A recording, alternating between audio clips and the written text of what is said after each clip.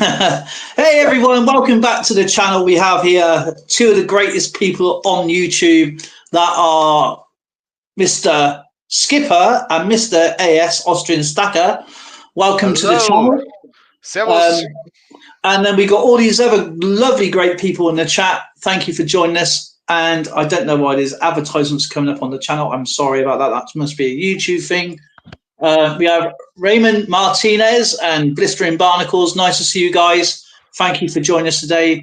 It's all about coins or questions. So if you got any questions or coins, please ask Austrian Stacker because he's the oracle of the coin collecting nation in Austria, Germany, Luxembourg, Liechtenstein.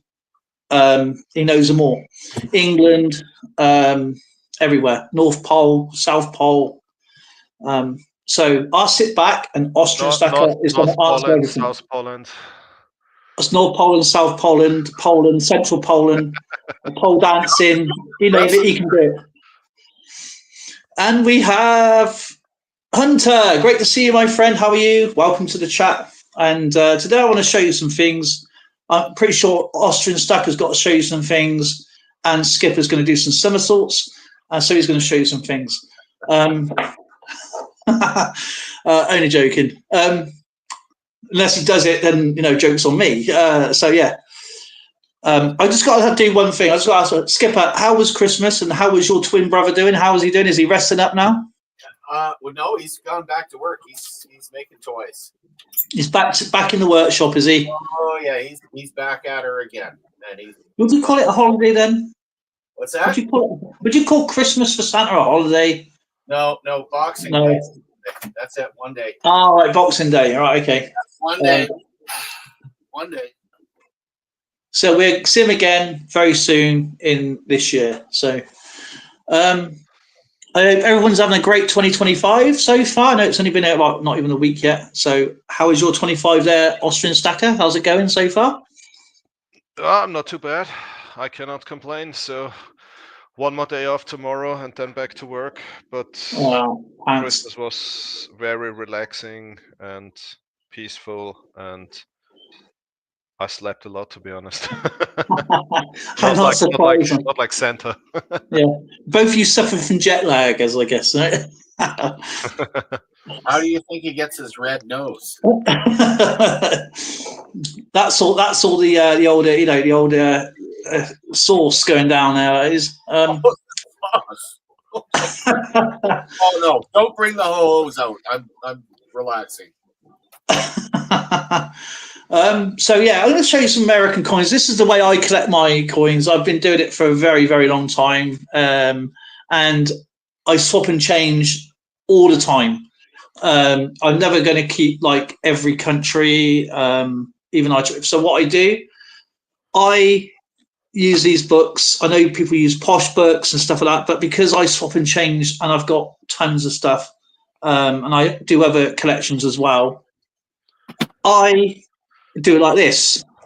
And this is my USA collection. This is not all of it. This is just one book worth. I've taken a lot of out because I've separated them again. I'm now collecting the Indian head pennies separately and the normal pennies, like the wheat cents, the shield cents, and the Lincoln Memorial, and other cents that is around separately. So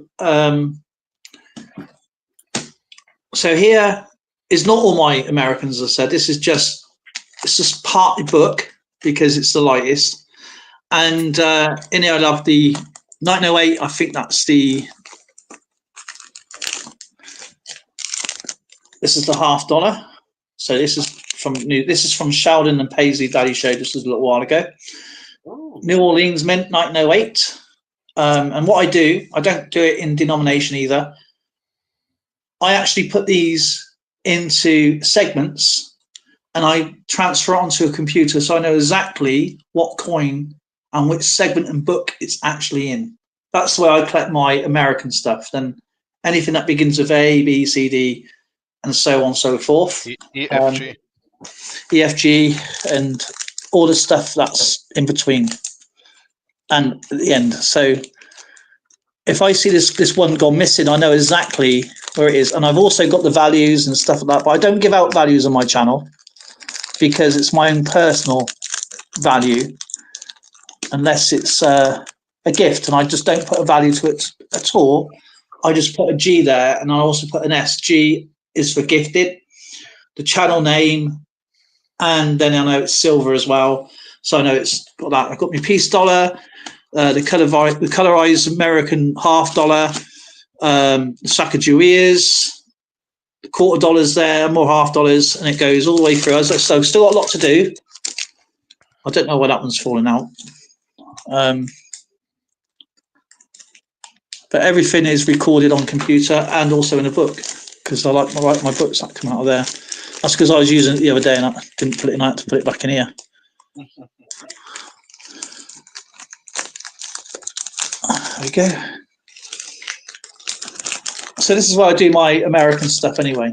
But so my Canadian's different. I got the Pfennigs. Austrian Stacker will explain this. Pfennigs are quite funny because there's loads of different mints. So they're in a different separate book on their own from my other German coins. So I got really old German coins, but the Pfennigs are on their own separate book. Do you want me to teach you how this word is pronounced correctly? Penny? Pfennig. No. Pfennig. It's Pfennig. Panic. Pfennig. Panic. Pfennig. Panic. Nick. Okay. Pfennig. As in finicky. Finnick. Okay, just say how you said it before, okay? See, every time this happens all the time, guys, right? When I used to do my videos, when I used to talk and I used to get a German coin or an Austrian coin or whatever, I will always have Austrian Stacker's voice in my ear saying, "Stop destroying my language." Yeah, you're butchering my language. That's it, you're butchering my language. And so I used to try and avoid the Austrian coins and German coins. I thought, no, I'm not going to do that because I like winding them up. Because I want to annoy Austrian Stacker. I know. Yeah, exactly. So, yes. But anyway, this is where I collect my coins. And another way, obviously, there's no country starting with X. There's probably lots of counties and towns in China begin with X. But these ones here are little like speciality coins. Now,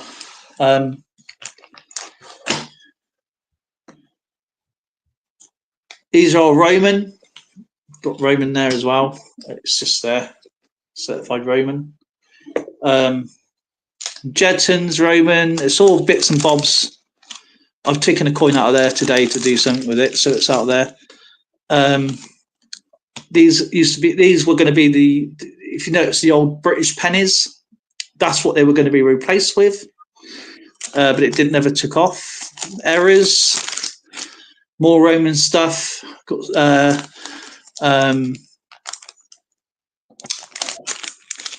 Gifts from other people, like novelty gift stuff, tokens. There's lots and lots of stuff here. I took that there because I needed to do something as well on that one. This was made for me by Floyd Detectress, if everybody remembers him. Floyd's an absolutely amazing guy. Challenge coins, Scottish challenge coins from Dean. Scrapping, hoarding and tinkering fun. My Philharmonic, my other silver, I think that's just Morgan, I think. Christmas ones, more silver stuff. But yeah, that's been taken. Some of it's been taken out because I'm swapping and changing it all the time. So thousands of years of history in there. But that's the way I collect my coins and what I do. I don't like staples. So I am slowly transferring over from one way to another. I know Skipper loves his staples because when he used to send me stuff, I was spending nearly an hour just trying to take the staples out of the bloody things. So yeah, so what I do, I use tape, and with tape, with label tape, you can just take the seam down, and then you can open it up again and reseal it, and write on what you want to write on. So not really wasted, and it saves a lot of money in the long run with the price of Queen Nessie. So it does save a lot of money with flips. You know, it's not the coins that may be expensive, but if you add up all your accessories, it becomes an expense. To all the new coin collectors out there, no, not everybody is a monk, and no, coin collecting can also be very easy, but you can also make it very, very complicated. I'm going to jump on that one. My granddaughter she said she actually apologized to me for Christmas. She says, Granddad, I don't have very much to give you for Christmas. Gave me one of these filled with gold coins. As a numismatist, I was jumping up and down because now I got all these coins to identify and put into my world coin album if I don't have them. That's the joy of this hobby. It doesn't necessarily have to be precious, even though it's kind of nice. But just the fact that you're finding coins from all over the world and their history, and that is for us for a gift for Christmas. Yes, like number one. See, these Roman coins here, I got the receipts from, so I know exactly what they are. Skipper sent me. This is one I got to find out, so I haven't done yet. Skipper sent me that Roman coin there. I don't know if you remember that one, Skipper. It's been a while. Yeah, you won't be able to see it very well, but yeah, I've got your name on there anyway. So that's what I do. I do it with everybody's what they sent me over the years. So, but yeah, it's that is the thing, right? I'm not a fussy collector. I know I'm not in need of anything. I'm not in. When I go searching, so I just bought some coins. I was hoping they'd be coming today, and I was going to share them with you. It's what I try and do is find something unique, get yourself a banknote, because obviously that's numismatics. Numismatics is coins and banknotes. If you're just into coins, it's going to be numismatist. If you're just a banknotes, it's currency. But numismatics is actually both. So I buy myself a banknote, which I've got something really cool coming. It's one of my favourites in English. It's an English banknote. It's one I would have grown up with. So I got one of them. I've got something old. I got something unique. And I got something silver, and that's what I go for. So it's just 4 little categories I put myself in for, or if not, I go for a set. And in fact, I've got all 5 categories, and you'll be surprised how much I paid for that. And that was £33 I paid for that altogether. Where most people will go out, spend X amount of money on a coin on these online auctions, and then ended up with like basically next to nothing. So this is why I want to talk coins today. If anybody's got any questions, I've been doing this for how old am I now? 52. So 9, 10, 11, 9, 10, 11. Might be younger than 7. 7 years old. So it's a long time. And where I got started is because I used to try and put all the dates together, and I just didn't understand why there were date missing. And of course, I didn't have internet or books and stuff like that. So I used to go to the library, find old books. I still got some old stamp books, which I find more interesting in information than coin books, because you get all the Arab and language in there. That's how I managed to do all my Muscat and Oman coins, because even though I can't speak language, you can just look at the symbols on the coin to what you're matching on the coin into the stamp book, which I got. Then I know the 1 to 10, and that's how I managed to get the language there. And 4, 5. So yeah, this now I collect everything from Roman to new coins. And I like coins a little bit screwed up because it's a story. It's got its own little story. I don't know. Having lovely, nice proofing coins is fantastic, and it's lovely to show. But these ones I put away, all my show stuff is in the living room now being displayed. But all this sort of stuff is my own little thing. I get out and have a look through. It's like a novel to me, like someone's reading a book. So it's just I just love it. And that's what got me fascinated. And I used to ring up the Royal Mint and saying, why is these dates missing? It's how you're going to get these in dates. And then I would want a coin set or something like that, which my parents really couldn't afford. But I managed to get them and collect all different coins over the world. And I've been fascinated ever since. So, and that is how I got started. And people do different things, like Austrian Stacker. He stacks precious metals and other things because he does it on a completely different scale. He sure does. Skipper stacks and collects on a different scale. Maybe the same reasons, but it's on a different capacity to everybody. And my idea of collecting is doing it for fun. It's not a race. You don't have to follow because somebody else has got something really, really cool. I'm on the line. I'm on my own narrative. I'm doing my own thing. And that's the way I look at it. And I know Blistering Barnacles does obviously magnet fishing. I do magnet fishing. I used to do metal detecting. And obviously there's a lot of red tape where I used to live. I checked around here. There's no red tape around here at all. So I might get myself a metal detector and go here. Ogia Coins, great to see you, my friend. How are you doing? Happy New Year to you guys and everyone. But yeah, this is what I like. I just want to show you one of my books anyway, and my special book. There's no countries begin with X. So Dimebag,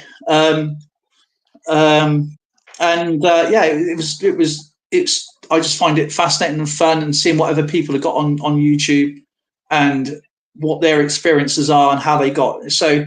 But one thing I don't do on my channel, because I buy my coins and my banknotes for myself, I don't do values, because when someone says to you, I got the same coin, it can't be, even though it may be the same denomination, the same monarch, the same type of coin, it's not going to be the same, because there's going to be difference in quality. And obviously, there's going to be uses out of it. The condition is going to be different. So that's why I don't do values, because if I put a value on my coin, people can read that wrong, go, but my coin's worth this because some of the channel said it. I don't know if you've come across that, Skipper or Austrian Stacker. But yeah, that's my take. So if you have any questions, I've probably got, I got coins. I got thousands of coins, thousands of them. Just getting into coins. I was in your live stream the other day, but I was like in and out because I had a stomach bug. So I didn't actually hear what you was really saying on the stream so much, because I knew you had other people up there. But you're just getting into coins. I think the worst mistake is not reading, not taking information, because like I had one person a few weeks ago saying that my coins is not as good as his coins, but when he sent me a picture, but what he didn't see is actually my other coin I would actually feature, which is like an actual proof coin, which I don't feature. And when I did, I said, you won't get these because there's only 180,000 of these. And he thought, because I was showing, all I'm doing is an illustration of what the coin should look like. You got all the information in the description box. So I can't see that. Oh, that's the salmon coin. That's an amazing. I haven't got any of them yet. Because I will get them eventually. That's not what I'm really after. I'm after all the older type, and I want to finish off my the ones I do want to finish off is my really, really older Dale, I'll show a coin now, and no comment, okay? Just don't say what you want to say when you see this coin, okay? 888, the grand formerly. Hang on, nickel stacking. How's it going?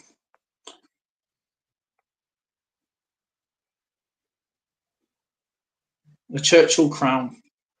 I like them. It's one of my favorite coins. I love it. Oh, I have one of those. You got a salmon one, don't you? Yeah, I know Blister and Barnacle's got a salmon one. I know you got some. I haven't got any that. I haven't got any, but I've got plans to get some. It's like way in the future. Yeah, but you need to be careful with the salmon coins, because on eBay, people are they're really ripping people off, because the problem with the salmon coin is they are also sold in this coin set, and which is about 30 pounds, and part of it is the salmon coin, but they have this mint mark. Yeah, it's got a special mint mark on it. They have a special mint mark on it, and then they are selling the coins for 80 to 100 euros a pound or whatever. Yeah. So the thing is, I never buy off eBay. I don't use eBay. I don't use eBay as a reference to price guiding. Don't use eBay as what do you call it? For the condition, because everybody writes rare and scarce. eBay is the worst place to get any kind of information and stuff off. I got both the private set and the circulated one. All right, cool. That is really, really cool. But no, I did buy off eBay once, and I showed you, Skipper. They look like they come out of a washing machine, didn't they? Yeah. And I said, the one and only time I ever buy off eBay, and this is the crap you get. So I sent it straight back. These coins weren't even worth going into the bin. And I don't clean coins. So I wasn't going to clean them up by any means, because it wouldn't have been worth it. But yeah, they were disgusting. They looked like they had concrete on them and all sorts of stuff. I got about 4 or 5 different coin stores I go to. And in fact, there's where I'm living now. I'm going to take a train ride up in the summer, because there's about 6 coin stores in Birmingham. So I'm going to go there and have a look around there as well. I've got 4 of the special 50p's that have been circulated so far. Okay, see, you've got more than I have. I only do coin hunts for like fun. I know there's channels out there that are addicted to them. But once you've seen the coins over and over and over and over and over and over and over again, I've got tons and tons and tons of 50 pences and £2 coins. I've got all the £1 coins more times over than I can count. It's crazy. Amy Harrell, nice to see you. 888, nice to see you. But yeah, if anybody wants any help or any questions, or how you got started and why you got started and what's your goals, and just let us know. I found some countries that start with a letter X, but unfortunately, it's Chinese. It's in the Catalan language. Right. Okay. So it still really wouldn't. I suppose it would do. I guess I can probably do it that way. Actually, I think I got some shilling coins in the Catalan stuff. Actually.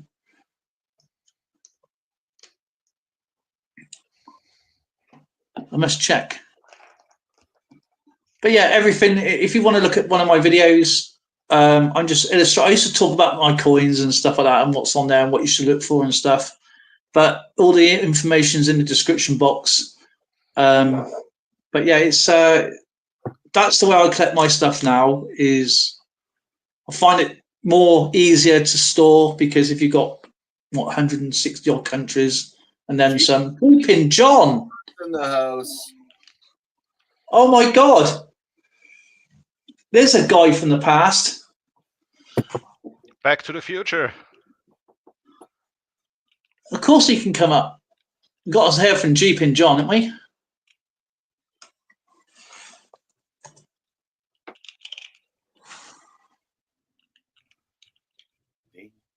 How's it going, man?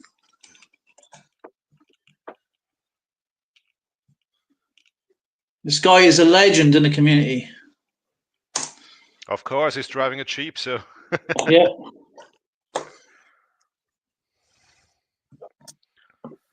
Yeah, Amy, I still collect silver. I just don't buy as much when it's high. No, it's going to get higher. It's going to get a little bit higher. I actually agreed with you the other night. I think it's going to get down to the for an ounce of gold around about the $3,000 mark, 2,700 to $3,000, I reckon. There he is, the myth, the man, the legend. Wow, there's a face I haven't seen in a long time. Yep. How you doing? There he is. How's it going, kind sir? How are you keeping? Happy New Year to you and your family. Thank you, sir. Just scrolling through YouTube, checking out we got a winter storm going on here. Oh, wow. The myth, the man, the legend. Let's say you still doing your reenactments, are you? No. Ever since COVID hit, the first time, when they started doing it, I pretty much was out of everything because all the events got canceled. Everything was. Then by the time everything got back up and going again, it was just like I got off social media completely, and I lost contact with everybody, and so I don't even know what's going on anymore. I just stay at home, and that's about it. Well, it's great to see you. Absolutely awesome. I was looking at your channel the other day. I was thinking, man, there's somebody who is just helped me and helped so many other people around the community, and there's so many people that's gone on to other things as well. But man, I still got those books you sent me, man. They're there. Yeah, still got them. Still got the stickers from you and John RMS. Absolutely awesome, man. But yeah, it's well, it must be a good couple of years, isn't it? Coming up. Yeah. Easy. Yeah. December 27th would be this past December 27th on my birthday would be 2 years since I left YouTube, I think. Wow, man. And only reason I'm able to type in chat something anymore is like quite a while back, I was, I always surfed YouTube watching stuff, and a lot of the channels I used to be follow always was in the background. I couldn't type or anything.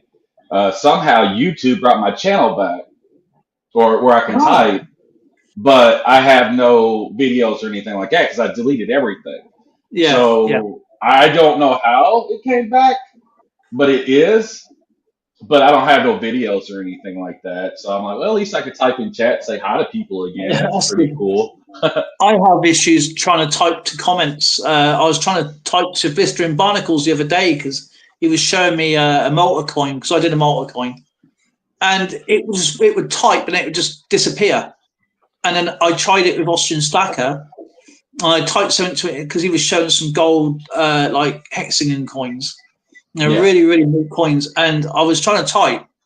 I can leave a like, but I was trying to type, and it just wouldn't let me get, or there would be no way of actually putting a message in there.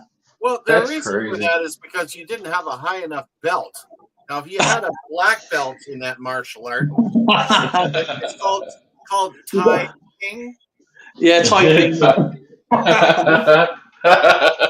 Oh God, I miss you guys. This guy, Chip is a bit Danny, eh? But yeah, just look at the chat. Got Dimebag there, another awesome guy there. He's just another crazy channel. I've been listening to his singing. Actually, he's been. I said to Zoe, I goes, "You got to listen to Darren sing." I goes, "He's amazing." Right, and I've been listening to his songs. It's really, really good. I have a guitar here. Bring Darren up and we'll sing something together. Oh, guitars, huh? I got there's one right here. That's my Schecter. Hey, cool.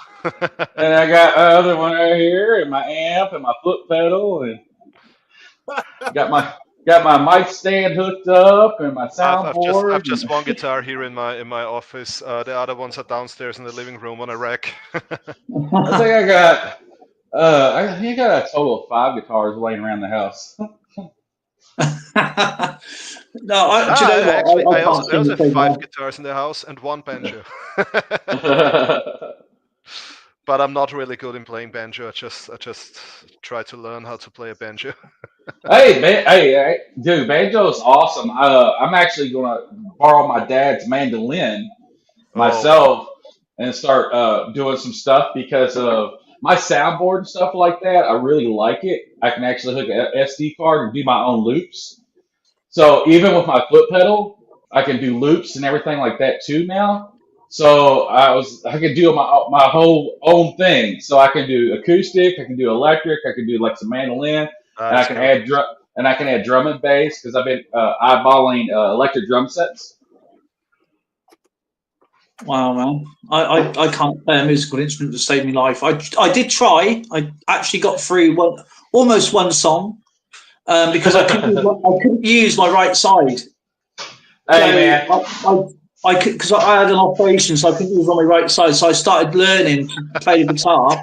Dale, I told you and Skipper before. Yeah. You're a bad man. The only reason why you could just play one song is because it was enough to impress Zoe. Dude, learn 4 chords: G, C, D, and E. And you'll play thousands upon thousands and upon thousands of songs. It's all about strumming pattern and picking pattern. My mate came over and he saw me playing this song, Social Distortion, Story of My Life. I was really good at the riff as well. And he borrowed my guitar and then he took it and then he sold it. Oh, that's not a friend. It's something he just does. He's one of my best mates. We've known each other since we was like whatever. So I know what he's like. He don't mean anything. He's just just nuts. So I had a full 412 stack. I don't know if you know what that is. It's 8 speakers with a head and everything like that. Okay, it's a big setup and they're not cheap. And it was a DSP system.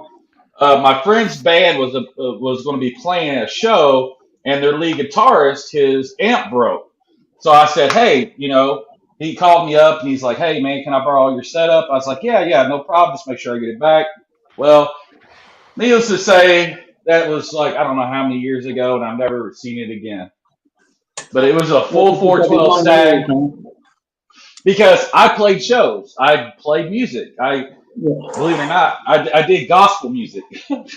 So, but I used to do a lot of shows, and that was my setup. And yeah, so I was, needless to say, I was really upset. But to be honest, I think I was probably doing all right. It's probably a godsend that you took it. I think that's probably why you did take it because it sounded good to me, but I was probably playing like crap. I don't know.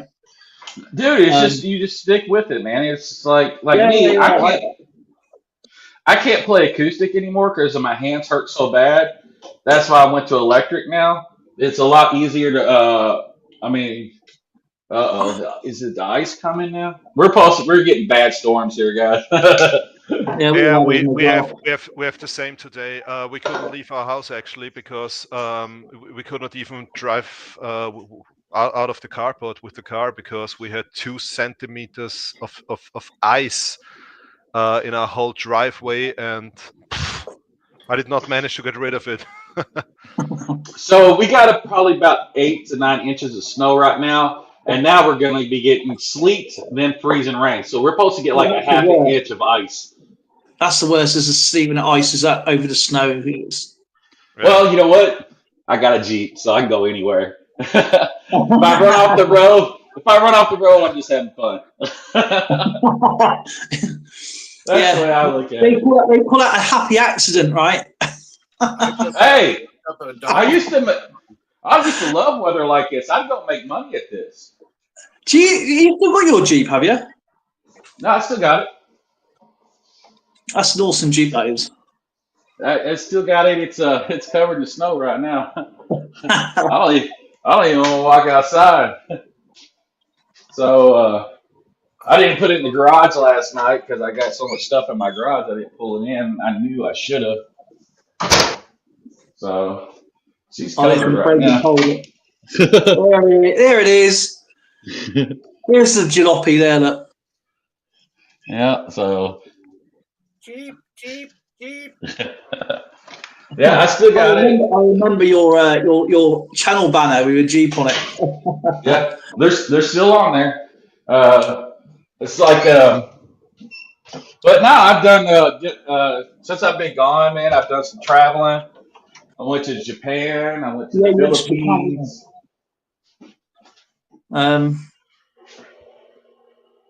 So things are good for you right now, then? Oh no, things are bad. Oh it no, always is. It's always something. I got lost my job. Oh no, I lost my job like 5 months ago after 15 years. No write-ups, no nothing. No suspensions, no nothing like that. And so I had a bunch of DEI people say a bunch of stuff about me that was completely false. This is their second trying to get me fired. The first time they said I was racist and all this other stuff until I went in and had a meeting with HR with my reps and everything. And I was like, do you realize my whole family is interracial, right? So they had to drop it. So they came back with so a little later on down the road, they came back with a lot of other accusations against me and everything like that. And sounds like with no proof, no nothing, hearsay. Even my reps were like, where's the proof? What is this? This guy has a clean record of 15 years and you have no proof and it's just hearsay. And yeah, they still fired me. Sorry for that. Yeah, so I had to pull all my money out of my 401k, get all my house payments caught up. I have one payment left in my account. Then yeah, I'm pretty much screwed because I haven't had a job. I've been trying to find a job, and yeah, it's really sucked for me lately. So I got a friend. Been talking with him. And his lease is up on he rents. I was like, so I gave him a deal. I was like, look, I offered this before, but you did your lease on your place. I was like, if you move in, you're going to save money. I was like, it's only me. I live alone. So I got a big house, 3-bedroom house, full basement, 2-car. I got a big place. Okay. I was like, you move in with me, half everything. And this is what I'm going to do. When I go to sell the house, if you want the house, whatever it appraises at, that's what I'm going to sell it to you at. Nothing over market value because where my house is, it's worth a lot of money. My house, I got a really good deal on my house. My interest rate, my credit was great when I bought this house. My interest rate was only 2.25%. He pays more on his rent than I pay on my house payment. So you're going to cohabit, are you? So I'm gonna try to, yeah. So he's like, well, I have my daughter and stuff like that. I was like, dude, I have 3 bedrooms. I live in 1 bedroom. I got 2 rooms. One I used as a studio, which I don't use no more. I was like, she can stay in that room where you have her on the weekends and stuff like that. You have your own bedroom. I mean, he's like, well, I got a lot of stuff. I was like, dude, you've been to my house. You see, he's like, oh yeah, you don't have anything. I was like, exactly. I have a reclining chair. That's it. A kitchen table that somebody gave me. That was it. Because I don't need anything. I just like, it's crazy. Amy's just giving you an idea, actually, Jeeps. She says, Amy in chat, she says, if you live near a Veterans Administration outpatient clinic, maybe you can get another job. Oh, man, that would be... Man, I don't know if I can work with like VA or something like that, just for the simple fact that they're so effing corrupt. Well, I work with a lot. I work with a lot of veterans. Yeah. A lot of veterans. My dad's a veteran. You know, my whole family served and everything like that. That's why I do a lot of work with veterans and hear the horror stories of what they got to deal with when they go to the VA. It's absolutely horrible. Then when I come to find out, a lot of the veterans are really upset with all these illegals coming in. They were filling up all the bed spaces at the VAs and getting all the care. Yeah. That sent me over the edge. Man, it's just one bad luck after another, isn't it? It's just, I mean, not so long ago, me and Zoe and Lauren, we were renting. They sold the house underneath us, pretty much, and he gave us something like, how much long did it skip? About 7 weeks or so. So I had to get out by last Christmas. Wasn't very much. And bearing in mind, I wasn't well and that sort of stuff. Yeah. And the house we lived in should have been fixed up, and it was thick with mold and all sorts of crap. And they wouldn't fix it, wouldn't do anything with it. I showed you around and Skip how bad it was a bit, didn't I? Oh yeah, it was awful.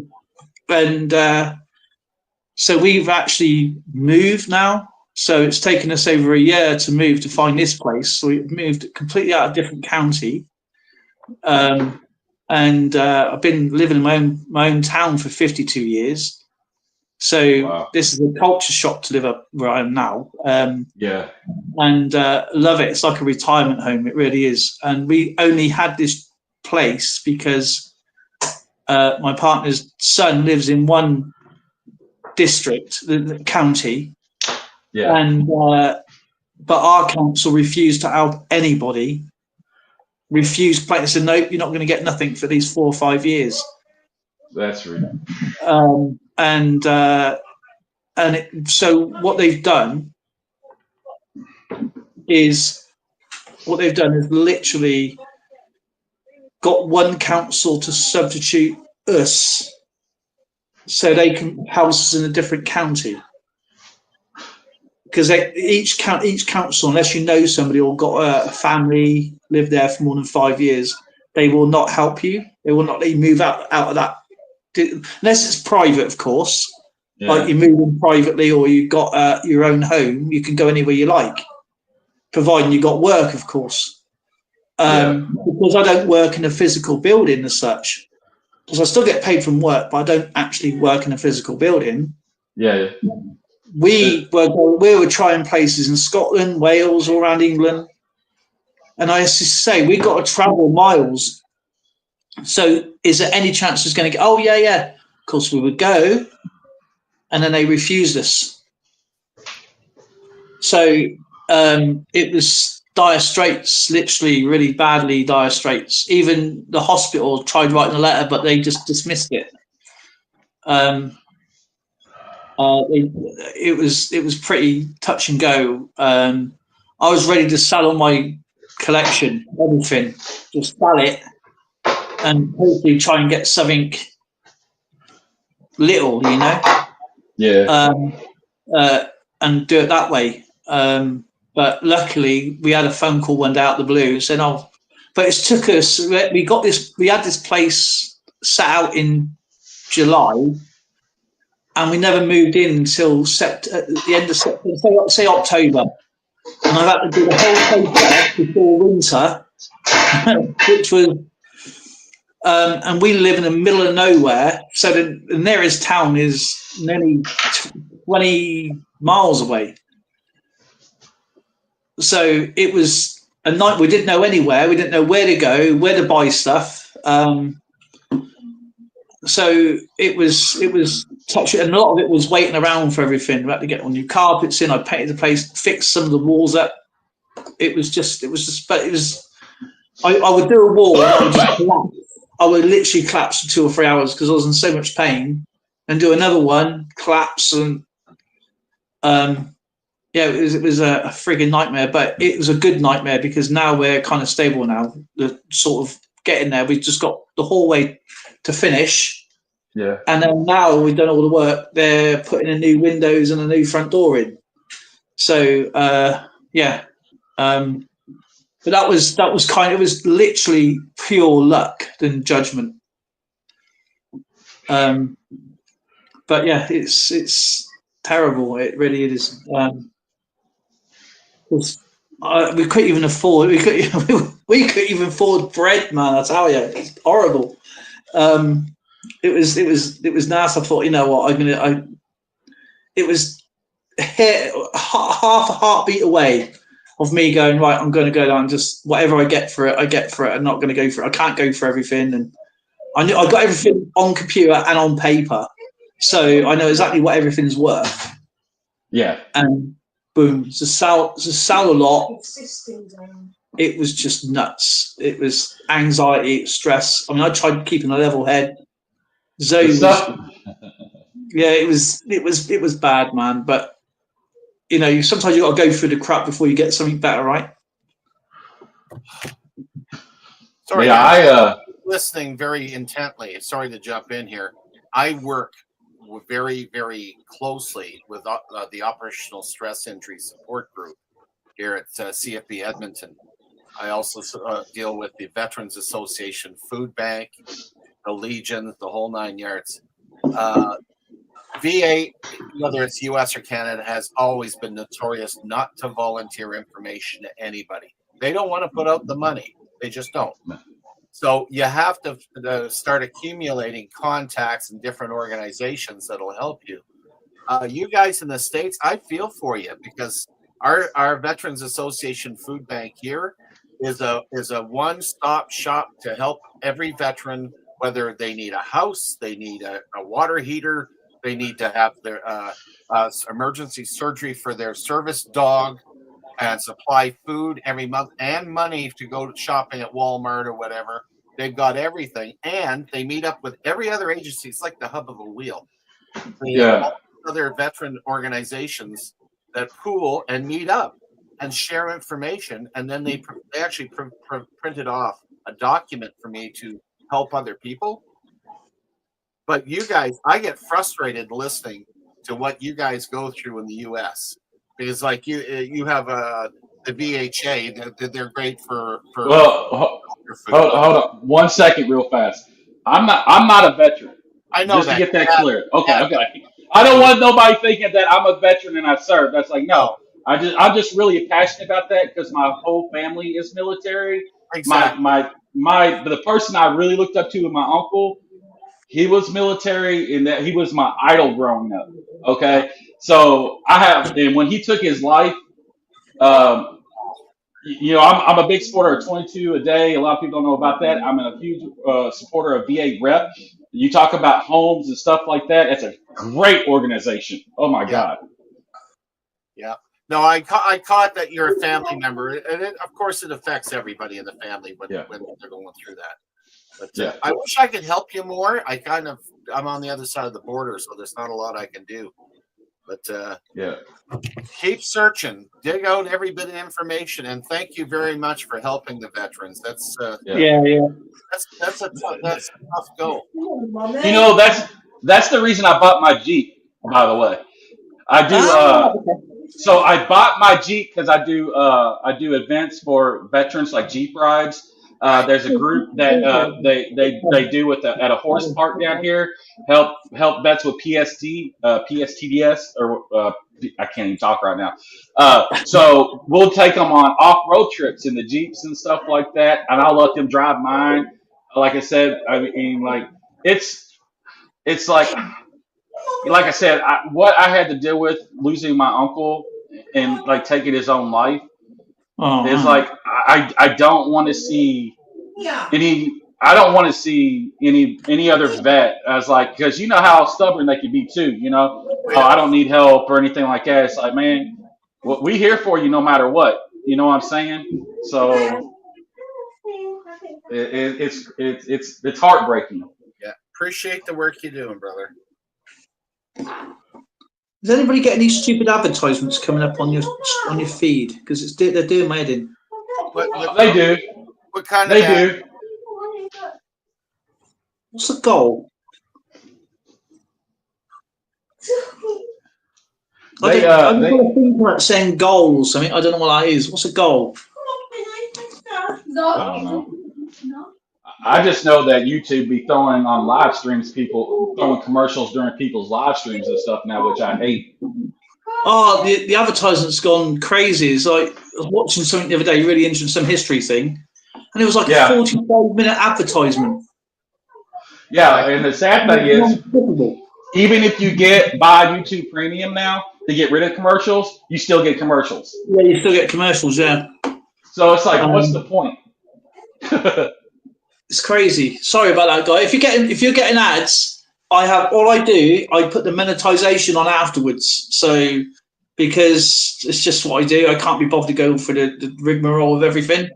And I just noticed this. It's got goal on here. What's goal? I haven't streamed. Obviously, I streamed a few times. I think it's 3 times my third stream. Is it, Skip? Yeah, many. What? I ain't going to press on it because I don't know what it is. Because knowing me, I'll probably switch the chat off. but where do these ads show up? Because I haven't seen any. I'm sorry, chat. I can't even read chat.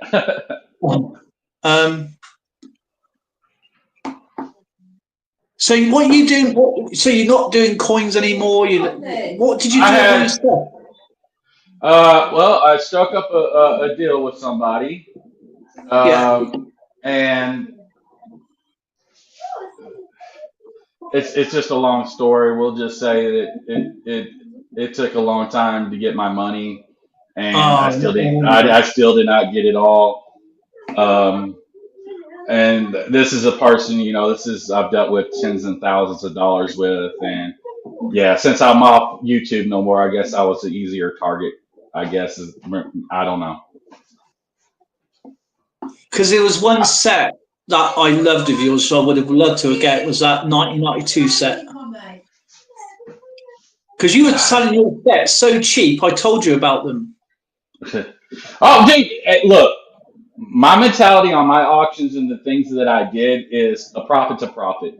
If I made a little money, I don't care if it's 1 penny, 2 pennies, and it makes somebody else. And it's like that big auction that I had when I was selling silver under slab silver, under silver melt prices. I know, man. But there's so many people out there now that just ripping people off left, right, and center. Yeah. And I never was like that. You know how much money of my own money that, like, all the charity events that I did and auctions that I had of selling my own stuff to raise money for people, and man, it's crazy. It's crazy. I was like, I'm kind of glad I'm out of it because I was a vocal person and a lot of people didn't like me because I'd call people out on their bullshit. You did. It's like, you did. I was there on the streams. Because you saw. I mean, I sort of have problems, as you know, but it's a lot of it is down to, I would say, jealousy. Like Austrian Stacker gets probably a lot of it from enviness, jealousy. Skipper, I don't know if Skipper's out a bit. I think a lot of people do. When you're showing something really cool that you've worked for and you worked hard for it, and people want to get it and they can't afford it, so they don't listen to really good advice from Austrian Stacker or Skipper or yourself or other people in chat. The problem with these people is that some of them, I don't know what is their motivation, but I think they're just bored and maybe they don't have anything interesting to do the whole day. And what they don't understand is that my channel is neither monetized nor do I offer anything. Yes, I'm not a channel that's I don't know, advertising. Pay $200 and I would tell you how to get rich or something. So actually all I'm doing on my channel is showing coins and sharing my passion for precious metals. This is all I'm doing. I'm not earning a single cent with my channel. This is what some people don't understand. I totally get where you're coming from. I mean, I don't know whether Skipper or Austrian Stack was around when you were around. Like, I was with you a lot. I don't want to sound egotistical or toot my own horn or anything like that. But I'm gonna tell you, like my channel, I made a promise when I started getting a lot of subscribers and things like that, a lot more donations and things like that. I was like, look, all the money that's coming into me from YouTube, that's going back to YouTube. That's going back to the people. I was like, I don't know how many channels like me. I've built 2 houses from my channel. I bought a person a car, bought a person a computer. I paid medical expenses and a lot of other shit from my channel and to help people. I don't think a lot of people. I didn't brag about. I didn't brag about it or anything like that. But I have a lot of people hated me. I was like, this is what my goal was. This is what I wanted to do. And I was like, y'all support is helping support other people. And man, that irritated me. And I was starting to get scammed by people. But Frankie, and I can vouch for that because when you say you get super chats, this guy would get hundreds of dollars of super chats. Yeah. And it was on. I mean, there was a couple of channels out there that were kind of envious, and I'll be honest with you, it was probably Raven Hawk, Saka. Mm-hmm. I'm not sure if they're still going. To be honest, I haven't been over there for a while. I don't watch the auctions anymore. I'm not saying anybody's bad or worse. Was it Silver? There was one called Silver Stacker or Silver Dog or something like that. I can't remember. Silver Seeker. Silver Seeker, and he was quite charismatic, but he didn't have you. You know what I mean? He's not on anymore, is he? I have no clue. I don't know. Like I said, when I saw the shit that they did. Yeah. I was like, I put it this way. I was like, for a coin roll hunt, you were paying hundreds. Yeah. And this John was selling stuff for what you could get for pennies. Yeah. In respect, right? Yeah. Anytime that I could get deals and stuff like that, y'all got them. Yeah. Like I said, I just made enough to buy more stuff to do that off my auction sales, to buy more stuff, and find good deals to give to you guys. I mean, I really didn't. The only time I made money, and I gave 60 ounces of silver away during that stream, I made over 8,500 in one stream. Yeah. Okay, on an auction. I bought a collection off a guy that I was going to actually just auction for him, but he got tired of just, because I had to do all the research on all the graded coins. Almost everything he had was graded or slabbed, like 10-ounce pandas and all this other stuff. So the guy's like, so I was doing a freaking spreadsheet about, this is where I'm going to start the auction at, and I was going to get a little kickback at the end for just hosting it and doing it, take care of all the shipping, just everything. He finally just came to me and said, hey, man, $1,500, you can have it all. I'm like, are you sure? It's like, this is worth more than that. I'm telling you, it's like, dude, this is worth way more. He's like, just give me $1,500 and you can have it all. I was like, okay. That's why I could sell that stuff. I gave, I gave a gold coin away. I gave big 10-ounce round. And I think guy from lives in California. He games and does coins. Michael Kittle. He ended up winning. Yeah, and he did it. Yeah, and he used those as giveaways on his channel. Yeah, and he just thought it was funny. I gave so much silver away and I didn't even sell everything. So I ended up doing giveaways on other streams and stuff I still had left over. I mean, I'm selling 10-ounce slabbed freaking silver, 495 silvers rounds and coins and stuff like that for $25. But yeah, he did do that. I can vouch for it. I was there. Who was that other one? Oh, what's his name? Was it Rob's Fine Treasures or something like that? Or not? Dude, I cannot. Dude, when he lied to me and a couple other people, him, Ravenhawk, and there was another person. There was Silver Seeker. Silver Seeker. We were doing a huge Christmas giveaway. That's right. You had over, I think it was like 2,000 people in the stream. Jesus Christ, dude. The stuff that we gave away, we had donations. I shipped, dude, I have pictures on my phone. Like I have one picture of a case of 177 packages in one case that I was shipping all over the world. So they said that they wanted to be a part of it. That's when I dressed up like Santa Claus. I had my studio all done, Christmas tree, all that stuff. And I was just giving stuff. We had so much stuff. We ended up having to have a second stream. We did it on somebody else's stream. But they said we were basically going to scam people, and they didn't want to be a part of it. After they done said, hey, you don't have to send us money or anything. Just give us a shout out. Just give us, just say, hey. They said, okay. And they never did. And the community, after that fact, man, they got in some shit. They had to end up putting videos out saying I'm sorry, this and that, and everything like that. But they done themselves. Apologies and that. But yeah, who was that girl? Who was that girl was on there as well? It was what was her name?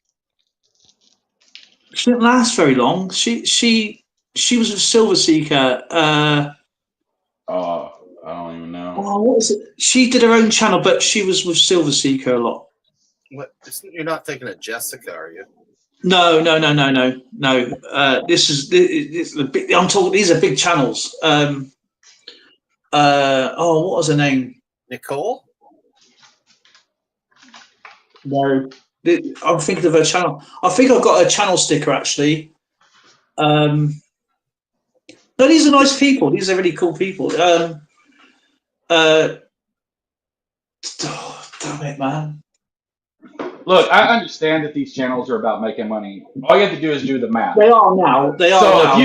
So if you buy a box of 50-cent halves, that's $500, right?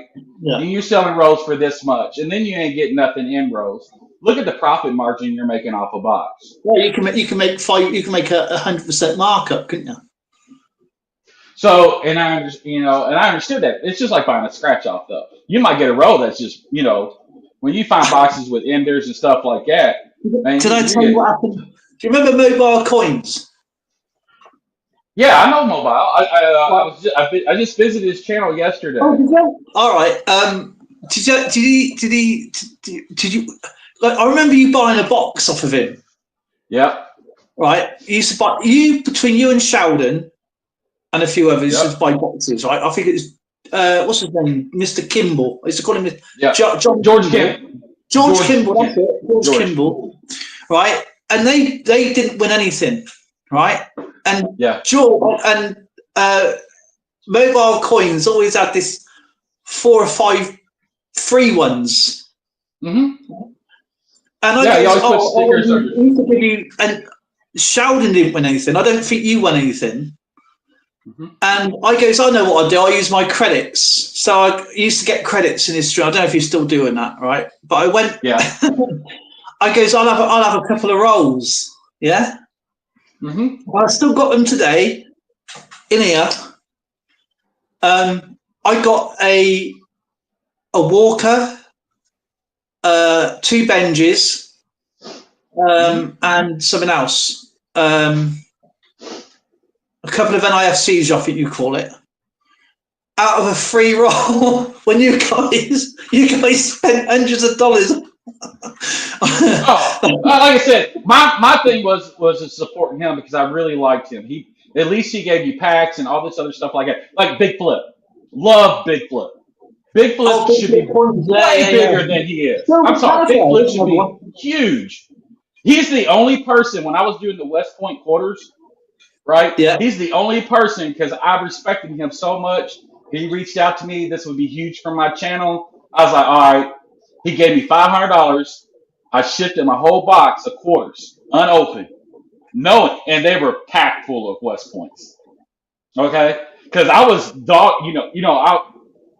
I found so many. I was like, I talked with my father-in-law, which is Dodger and stuff like that at the time. I was like, hey man, look, Big Flip is really he constantly gives us shout outs. All this, he's always there supporting us and everything like that. He's the only really channel that does that. And actually does specific videos for us constantly.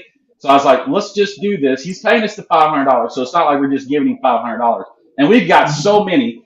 Look how many collections we built for people anyway. We gave away of West Point quarters. We built people's full collections and everything else. I was like, let's just do this for him. Man, I tell you what, dude, he was so man, that's a heavy box to ship too. So I shipped that to him, and let me tell you what, he still's got unopened rolls of quarters in his safe because there were so many West Points in that box. He sold a few, and people were getting West Points and stuff like that. Man, it's like yeah. I remember you saying that because you used to travel out looking for them. Dude, I've been to, I think I counted it like 8 states that I went to picking up quarters. Because I was making so much money off of them that I was able to travel to buy more. That's why we had found over 14,000 of them. Way over 14,000. And if you average... I remember all the boxes. I remember all the boxes you bought back.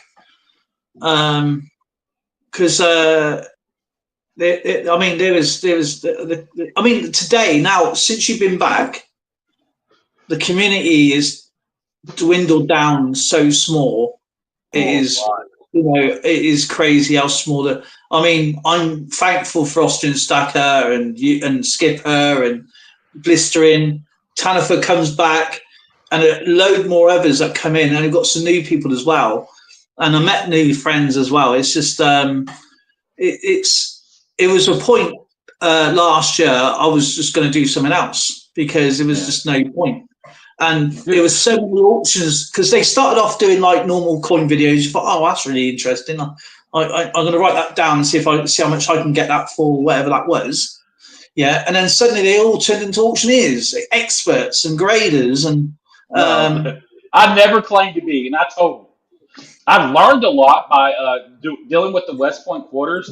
I did learn a lot about grading, just because the thousands that I sent to get graded, I learned a lot because we had to number each one that we sent off and where they were, and I scoped every one meticulously, went through all of them, and just myself mentally, we had charts, everything of like, where do we think this is with grading and stuff like that.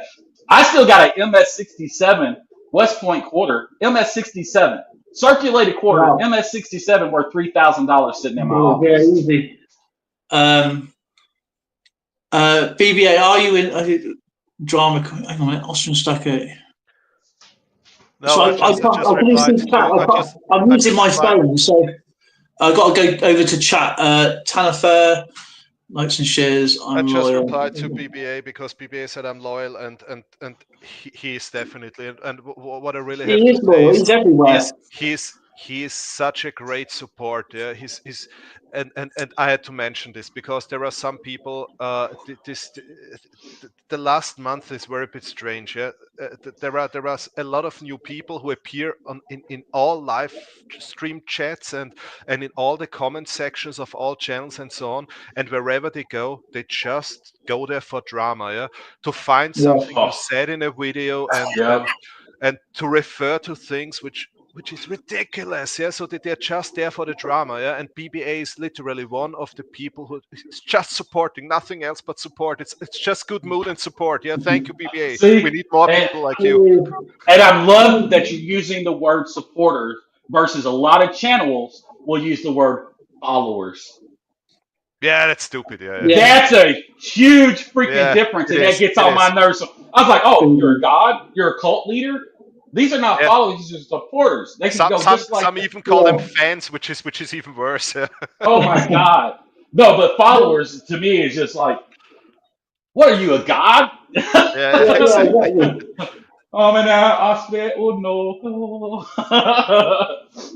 No, there are so many drama queens at the moment. It's crazy. And how many supporters do I still get on my channel?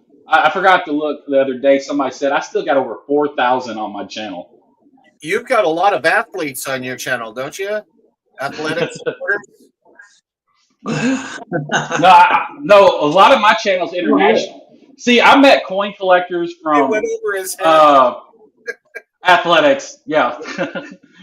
I had a lot of supporters from all over the world. I mean, from Norway to Abu Dhabi to everywhere in the Middle East. I had support. The Philippine community blew up on my stream because they're hell of supporters. Japan, Korea. So when my channel was at a standstill, I was like, you know what? I'm gonna pull out of my family roots because I'm related to Japanese, Korean, Philippine.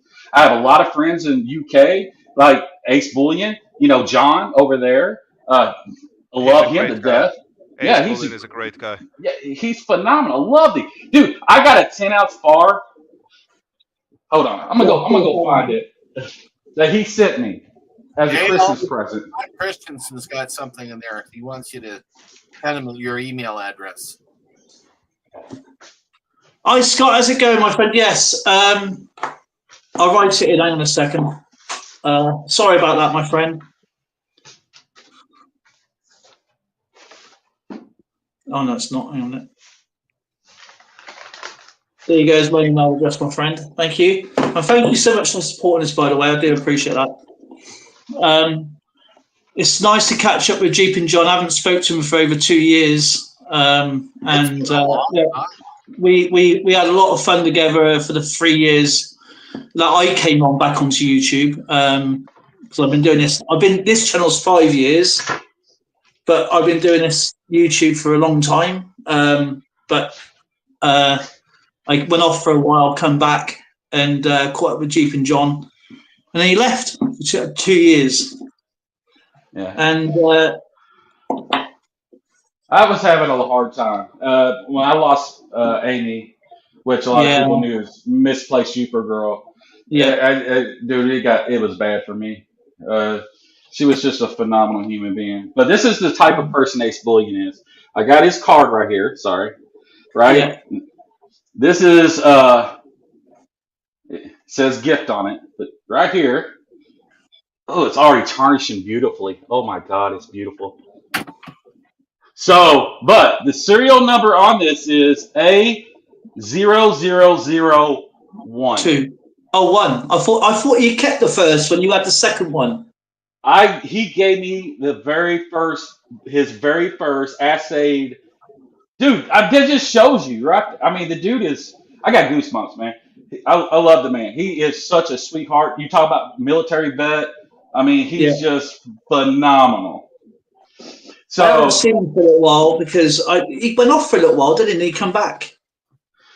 I don't know. Like I said, I've been off for a long time. No, he's doing a lot of coin reviews for. Yeah, he's back now, and he's very active, and he's also, what I like very much is he's also very loyal. So if he keeps supporting friends, and he frequently leaves comments on my videos and so on. Yeah, John RMS. Yep. He's a great guy. I really like him, and also no drama. Yeah, you can joke with him, you can have fun with him, and there is never any drama. Yeah, this is what I like. Yeah. So like Bradley Height. Do y'all remember Bradley Height? Y'all know who he is? He's still doing stuff. I think. Yeah, he's doing a different name now because he does a lot of pouring and stuff. But I got with him. I sent him a bunch of silver and stuff, right? And John, you know, he used to have a Harley Davidson, big bagger, and nice bike. He even got a tattoo of it, right? So I got with him, and I was like, dude, we got to do something special for John. We got to figure out something special. And I was like, I would like to do like a poured motorcycle for him. So he found a design that looked just like his bike, his tattoo, everything. Wow. So I was like, dude, that's it. He poured it, and then he artificially tarnished it or whatever, or did a little colorization to it. I sent that to him, and that dude, like, he did a video on it, man. He was just like, he could not believe it, dude. He's like, that's my bike. And it's like, that's one of those things, you know, it's personable. You know what I mean? Oh my God. But he deserves it. I mean, he really does. I've been doing pours I haven't done one for over a year now because of a year and a bit because I had some problems. But yeah, I've done some pours. I can attest to that. You should get into coin making, dude. I got a little workshop over there because we moved in not so long ago. Must be coming up 2 months now. So now it's snowing and everything. I need to put electric in there and everything. So. You got a lathe? So yeah, I got my old I'll get all my furnace and that going in there and get it all set up properly. Yeah, I wanted to do. How many pours did it take to do Pipers? That sounds like a loaded question. How many pours was that? Like 18 pours to get it? No, right? the one I done for your granddaughter, wasn't it? Yeah. 26 pours. 26. That's huge. Hey, you gotta keep going, man. Get it right. Thank God you can melt it into it again. Jimmy Akari's in the house. Oh my word! Oh my god! I feel like YouTube just. Hey, Jimmy! Yeah, I don't know about the ads, man. It does my head in because when I'm on other people's streams, I get ads every 10 seconds. It's like, what is going on? I can't watch. Nick Molnar the other night was doing a duck race, and all I saw of it was like 15 seconds of it. I watched the start, the little bit in the middle, and I never got to the end. I think the second race, I think Kelly won, and that's the only time I watched the thing. It was ad after ad. But yeah, it's and Scott's become a member of my channel now. I've got to sort out the memberships this month, so that'll be all sorted out and done. I did memberships on mine. Here's another old face here, old Jimmy Dakari. I'm not far from. I've got a new car now. We got a new car, so probably in the summer I want to go up and see Blistering and do some magnet fishing with him. Dude, I've watched a lot of magnet fishing videos, bro. A lot. I love it. Have you? Yeah, I'll show you. Shall I show you some of my pulls that I've done? Because you've not seen them, have you? Mm-mm. No, there's a lot of European. I just watched like 4 or 5 freaking long videos yesterday. They pulled a cannon out of one of them. The stuff they pull out is so cool. What is this one? This is what I made for Skip. What he's on about, yeah. But let me just get at the full screen. Well, that's what it came out as. Okay. Then it looked like that.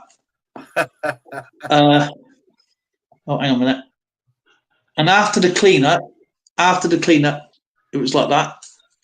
Dude, that's awesome. Then it's that thick. Wow. Jeez. Was that a stamp? It's a pumpkin. That's a pumpkin, but it's upside down. That's me and my mates. And then. Dale, do you want me to show the pieces I got from you? Yeah, sure. Yeah, of course you can. Give me a second. And that's my hallmark.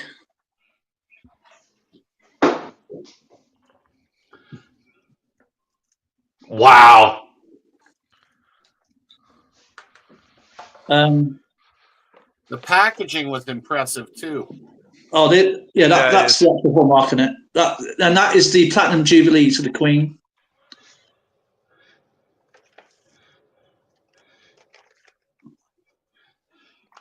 Well, you don't have one of those anymore. You got a king, don't you?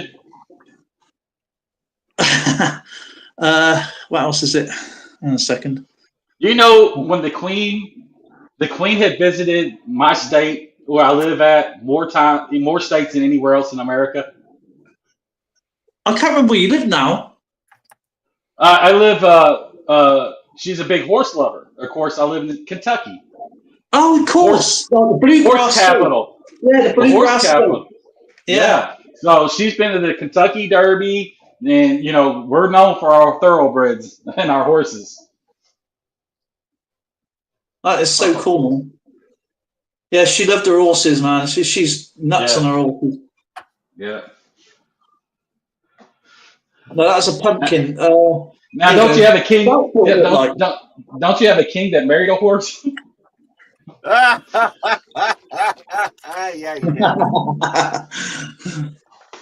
I'm sorry, I had to go there. That's all right. Hey, look, man, comedy, man. Everybody's a target. I'm gonna let Austin Stacker show you his little things that I've done. Can you full screen? I miss Queenie though. She wasn't amazing. Cool. That's a stone cross that I made. I wanted to be like really weather worn. Yeah. Darren's in the basement, by the way. Oh shoot! Sorry, Darren. I'm crap at this, and I'm not very good because my computer's so far away from me. I can't.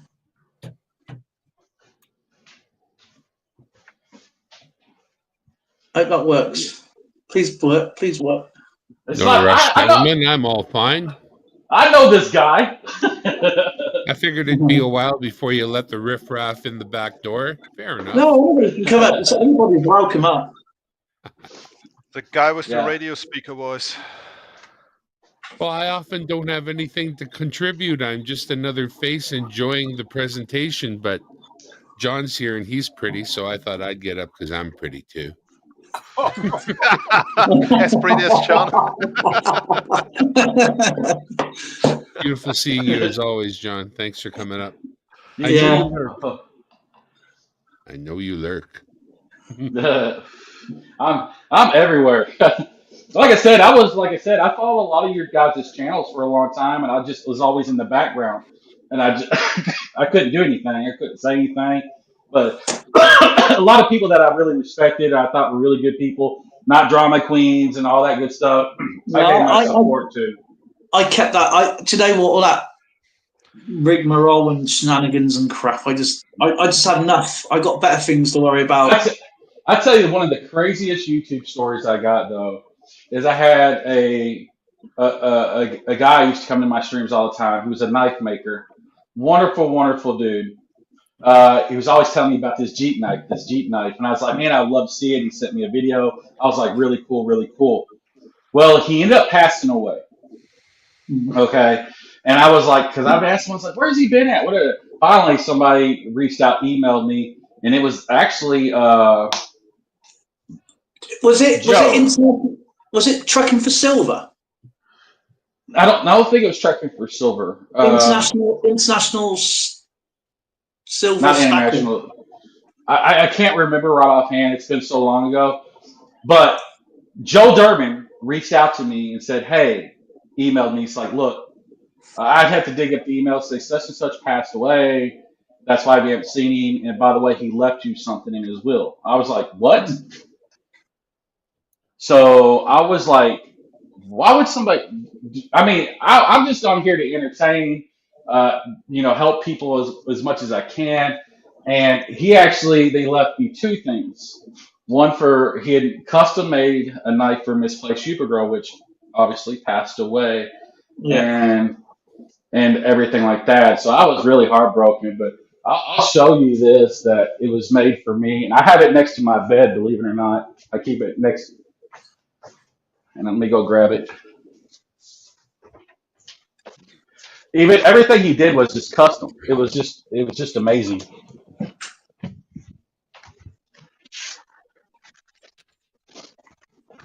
Wait till you see this.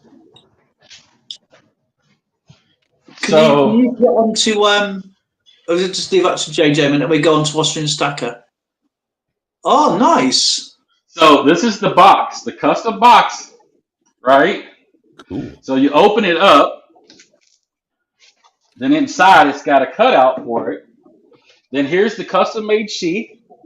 It says Jeep on it. Yeah. It's got leather work all the way done. And this is the custom made knife that he had made and left for me in his will. Whoa. So that to me, I was so heartbroken because people just don't realize the impact that we have on other people's lives. So that's why you always want to cut out a little piece of your heart, man. That thing's so beautiful. I mean, yeah. So that's why I always wanted to try to be positive. When I started getting negative, I knew it was time for me to go because the stuff that I was going through, then the other stuff that was going on the other side that I didn't need in my life. I had to get myself right and everything like that. And I always wanted to be a positive person. I help people, one guy on a different type of platform, not coin platform. He's an older fella. He came out of the closet, uh, and I was like, dude, I don't care. A lot of people, I'm a Trump supporter, I'm a conservative Republican, but that's why I am, because I don't care what you do. You have that right to be who you want to be, love who you want to be, as long as you don't infringe on my rights. I don't give a shit what you do. So it's like if you're happy with another man, dude, I am happy for you. Dude, I love you, man. It's like you don't show me hate, I don't show you hate. So Exactly. and that's just who I am. They think all Republicans and conservatives that way. Like we're not. That's like we just don't want our rights taken away from us or infringed on. Just like I'm not going to infringe. When you make me try to believe the way you want to believe, that you're infringing on my rights. You can't be that way. So, like a lot of my friends here that are gay, they're all Republicans, bro, because they see through all that stuff. But it's just. I was going to swap you over a minute with Austrian Stacker because he wants to show you a few things. Oh no, you're fine. I'm glad you got full screen finally. I don't know, Dale. I mean, am I not visible because I showed all the things already? So no, I was telling him to make it big. I didn't make anything big. Somebody else done you big. I put all of them back in the box. So give me a second. I just need to get them out again. Because we were seeing what you was going to do. Then I showed that thing, and then there we go. I mean, I have a wife, so I'm used that people do not listen to me when I'm talking, but usually at least they see me. So sorry, man.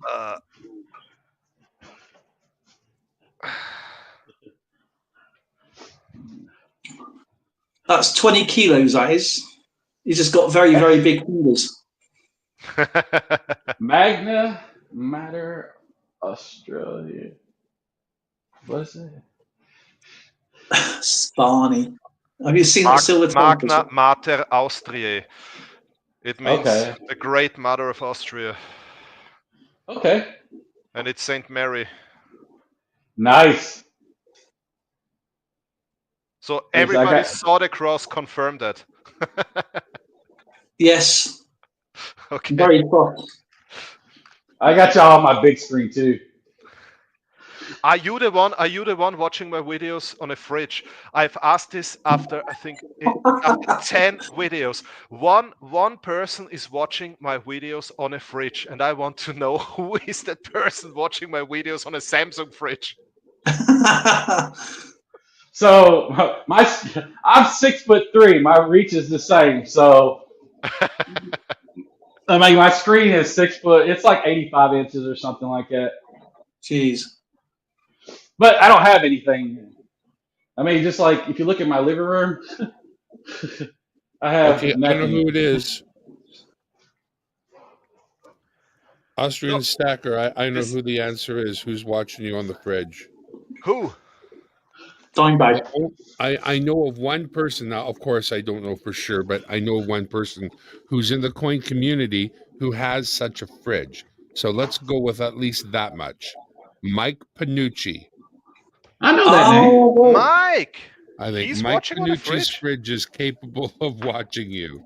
He told me it has a screen, and you can also see through it into the fridge. So, whatever.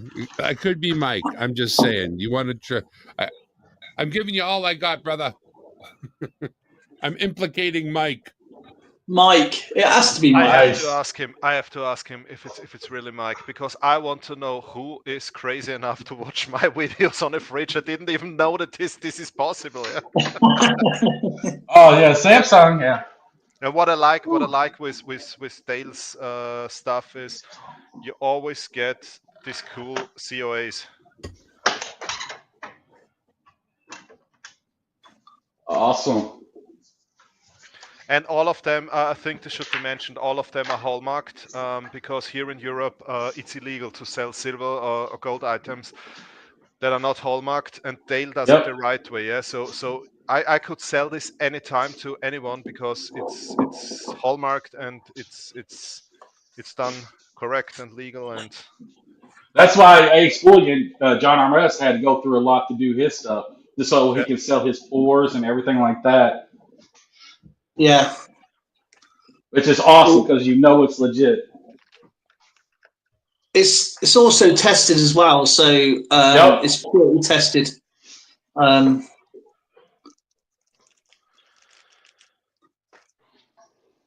So, are you happy with my presentation, Dale?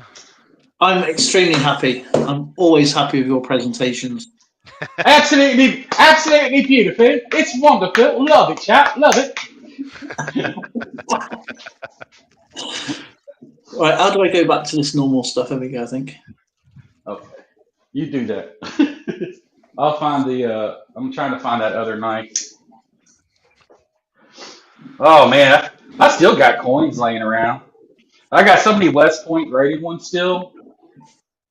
But a lot of those are like first week discoveries type stuff. Yeah, they're gonna be quite expensive. I mean, I don't know how much they are now, but I mean, I remember you selling some from like $200 each or something. That was my sets. I made slab sets. So eventually I'll be able to get in touch with her son. This is Miss Play Supergirl's knife that was made for her. Oh yeah, but she passed away. But the handle is done with pink ribbons. Yeah, she loved that. But another beautiful blade that was done. I don't know if a lot of you remember Miss Play Supergirl. She was John's basically right hand man, really. This is a shirt that she even made for me. Yeah. Do you remember the T-shirts that went round? You made, didn't you? You made it. Yep. I have my own clothing and everything. S-Mac made all my clothing and stuff for me. Of course, he ran. That's the type of business he ran. Wonderful guy. Like when I first actually physically met her, they were having the coin show in Cincinnati, Ohio, and I started reaching out to a lot of YouTubers, like, hey man, let's turn this into a hell of a show. So I started inviting everybody I possibly could. And this is in Cincinnati, Ohio. Okay, this is East Coast, right? The farthest person flew all the way from California. We had people from Texas, just all over the country.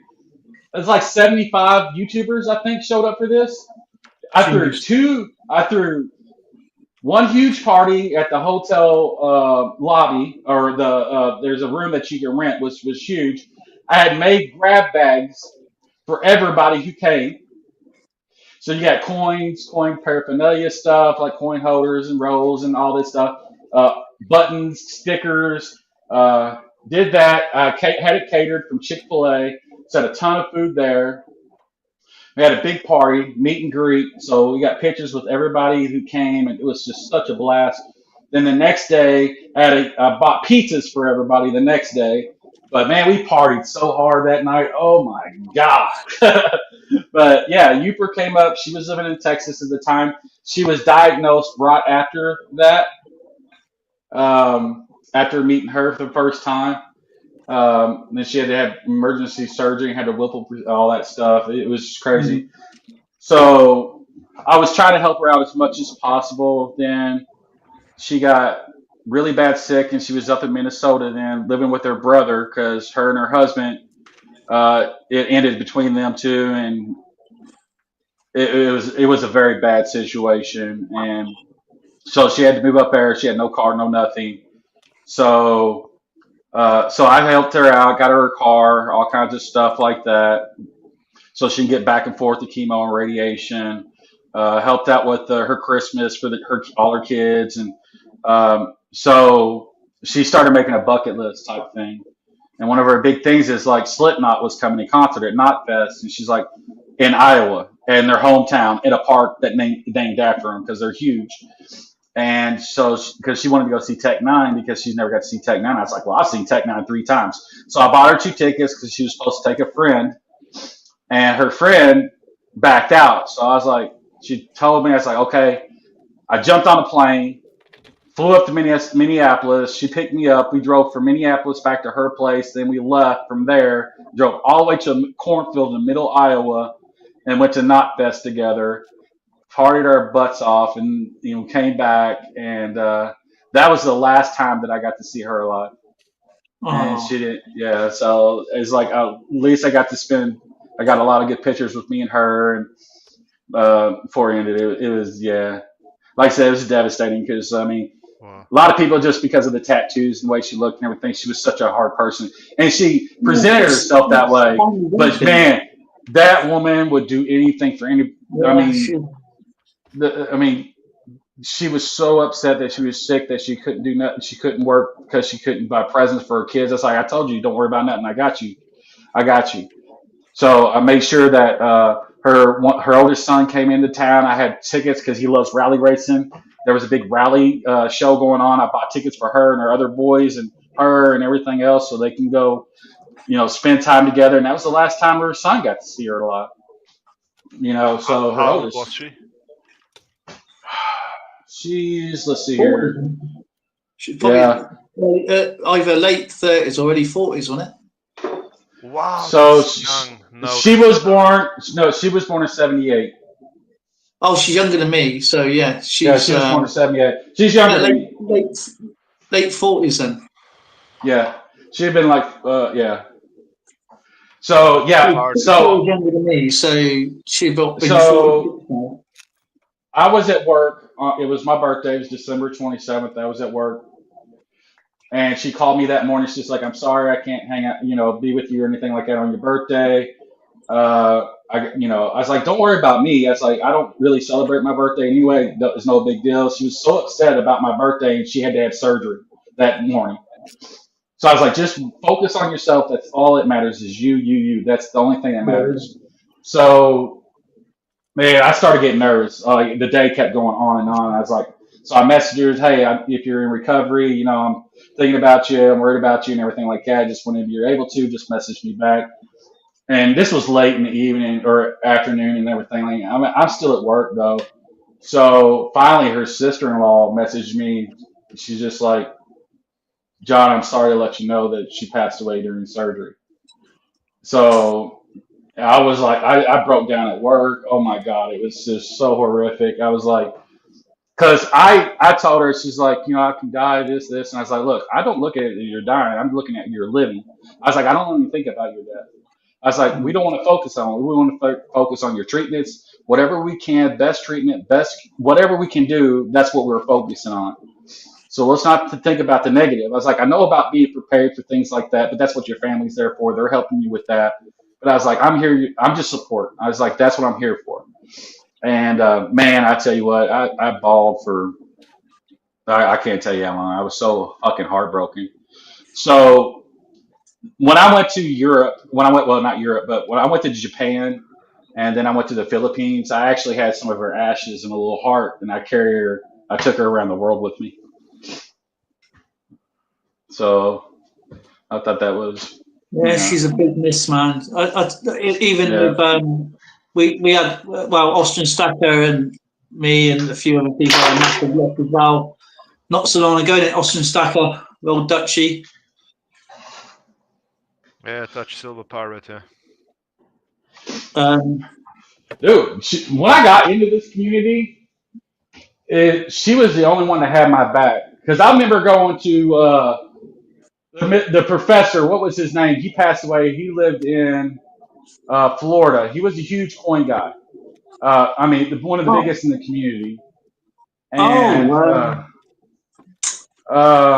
I got a set of West Point quarters with his name on them. But I went to his stream, and Dodger's the one that told me about it. I go in there and I type in chat, and I got instantly banned. And all I said was, "Hi everybody, nice to meet you." So they thought I was like a troll or something like that. So they banned me. Then my father-in-law, he was in chat too. And I was like, I messaged him because I didn't know about, if you're blocked or whatever, you can't type in the chat. I was like, I see myself in chat, but nobody can see me. So I messaged my father. I was like, "Hey, can you see me in chat?" He's like, "No." He's like, "Can you see me?" I was like, "No." So I reached out to Euper because she modded for him, and they worked together, and I was like, hey, I think we're blocked, and I don't know why. All I said was hi, and so it got to be a big community situation with all of it because the leader of the owner of the stream, which was really popular, said, well, my mods banned you. It was for a good reason. I'm like, I said hi. It's not, hey, F you this and this, and all this other stuff. No. So he pulled it back up and everything. He found out and they unbanned us and everything like that. And we supported his channel. We sent him, like I said, I had to find one of my West Point kits and I'll show you. And like I said, it's just like when I started out, it was drama. And I was like, I didn't do nothing to nobody. I'm new. I'm just still new to this stuff. Yeah, some people don't give you a chance today. It's that's why here, everybody's welcome. You know what I mean? Till problems start. So this is the West Point kits, like sets, like right here. Yeah, they are. They are really, really cool. They are. Misplaced Uber did a lot of work in this. Yeah, she built a lot of the stuff, didn't she? It was Kim Peavy. She was She was a graphics designer, wasn't she? Yeah, she designed it. We worked it out and everything like that. It was the guy's name was Kim Peavy. Who? So Kim Peavy. But you talk about COAs. I did COAs I actually signed them and everything like that. Yeah. This is number. I don't even know what number this is, but I numbered them. And this is let's see. I don't even know if this is a graded kit or not. Oh, First Week Discovery, MS65 set. I remember that name. MS66, 66, 66. Did you know about Oldies and Goodies as well? Oldie and Goodies had a lot of medical issues. I remember that. He was gone for a long time, and he came back, and he was gone again. I know he just had a tremendous amount of health problems. Yeah, I knew him from my old channel. Dude, I loved his sarcasm. Yeah, he had no filter, did he? No, I loved it. But yeah, he was one of those guys. As I said, he lost his son and he went downhill, didn't he? Yeah. In 2016. But, man, this shit is coming down. We're gonna probably have like here 18 inches of snow. It's doing it here as well. It's hammering it down here. Yeah, we're gonna have at least 18 inches of snow. The ice isn't even started yet. Not as bad as Numismatics or obviously or Dimebag, or Austin Stacker. What happened? Is Hidden Numismatics still around? Hidden? I don't know, to be honest. I see his channel pop up now and then, but who else is around? I mean, the first one for me was Rico, Hunting Treasure. Yeah. Who was the truck driver who had bad legs problems for a long time? He sent me my first gold coin as a Christmas present. I just can't think of his name right now. I gotta apologize. Do you say he was a trucker? Yeah, he was a truck driver. America. And then he was who? America. America? Yeah. No, that wasn't it. No, you had Trucking for Silver. He bought a lot of. Was it Randy's Trucking or something? But it was something silver. No. He was a transient stacker. No, I don't know if he changed his name by y'all time knew, but he was a great guy. He went through a lot of shit, man, and then he was out of work for a long time because he had some kind of disease that was messing with his feet and legs and stuff, and so he couldn't drive, and he was selling his freaking collection off and all the time. I can't remember his name. Ahoy there, skipper. Ahoy there. I'm reading the chat. Ahoy. I just read what playing. about what the Silver Tanifer said about, he doesn't want his fridges in his house. He doesn't want anything smarter than them. And the guy I'm thinking of would pull his truck over and do a pour every now and then, right there wherever he was pulled over. Oh, I don't know who that was. Okay. Well, we know Sean, but Sean doesn't do coins. That's from the singing community. Jack Thacker, ahoy!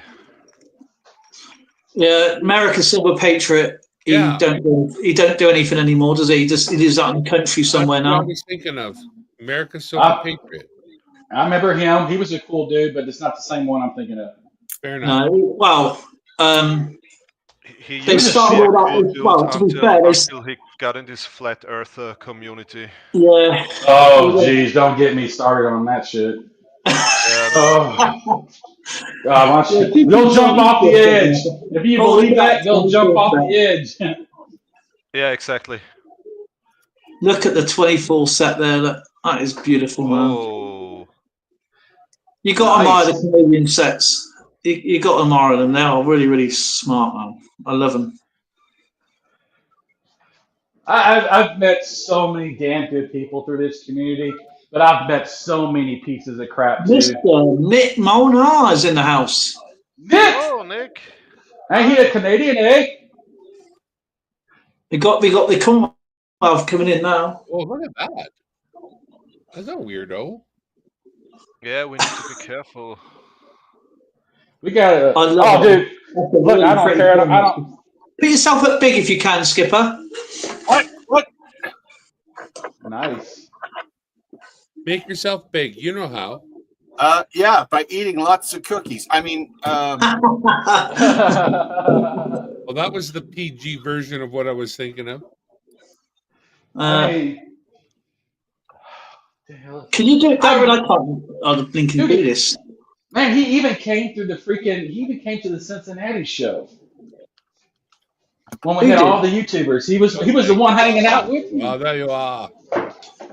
What, America did? No, it wasn't. Oh, what's this now? Oh, hang on. I'm going to look through my paperwork and see if I can find an address. Here's one. I got that from Mayor Videos. Oh, that's nice. There's a good Canadian. Yeah, he's a nice lad, he is. Dude, I want his. Oh, look at that. Hashtag Commonwealth Bros. New challenge coin. Very nice. He does a lot of his stuff with his lovely daughter, which means PG rated, which means I got to put a lock on it. I want what is it? Oh man. Hashtag Commonwealth Bros. Yeah. All right. There you go. The whole story's on there. You got to read it with a microscope, but enjoy. Uh-oh. Austrian Stacker's doing his thing again. He's showing us the cool stuff. Yeah. Johnny Ray, Highwayman. Oh, of course. Yeah, Johnny Ray the Highwayman. Yeah. There you go. Oh, man. Yeah, he's a nice lad. He's a guy, I should say, bloke. Older than me, but... Austrian Stacker says, "Oh yeah, watch this." What was his name? Johnny Way the Highwayman. Johnny Ray. Yeah. I mean, that dude was a fucking sweetheart. Oops, sorry, cussing, but he was a sweetheart. Yeah, he was awesome, man. Oh God, do you know what? There's been so many channels come and go really quickly. Another channel that don't do anything anymore, which I used to like watching, is do you remember Silver Gopher? No. Yeah, There's so many silver names that I can't keep. Silver Gopher was a great guy. He also had his own channel, but he had to stop because he has Parkinson's. Yeah. This is why I also like you, Dale. I sent him a Maria Theresa Thaler in this special Austrian mint blister, because he supported my channel for such a long time, and he's such a great member of our community. Unfortunately, absolutely. He had to stop his channel because his hands were shaking too much, and I hope he's well. He was such a he is such a gentleman. It's a great member of our community. I used to send him a Christmas card every year with something in it, like a little surprise or something like that. But one of the worst people I remember being in our community. And he was in everybody's stream, sellers, and everything like that. The guy was disabled in a wheelchair, and he said that he got that way because of 9/11. He was in the towers rescuing people. And stuff like that. And comes out, he was never there. Yeah, he was disabled from something completely different. That dude, I hope his shit rolls off I hope his shit rolls off a curb in the incoming traffic. That's the type of people that's stolen valor to me. You know? Yeah, stolen valor bullshit, man. It is. It's a present. Who's from? So many people donated money to him, bought him stuff and everything else. Oh my God. Yeah. Do you remember that guy, babe, who said he was in 9/11 and he wasn't in a wheelchair? Yeah. But there was also. Do you remember Terry's wood burning? Yeah. Oh God. The guy who ripped off literally everybody. We the Peabody. Wait a minute. Now his mother was it his Rhonda Tolliver. Yeah. So speaking of that, check it out. So Terry Woodburn, right?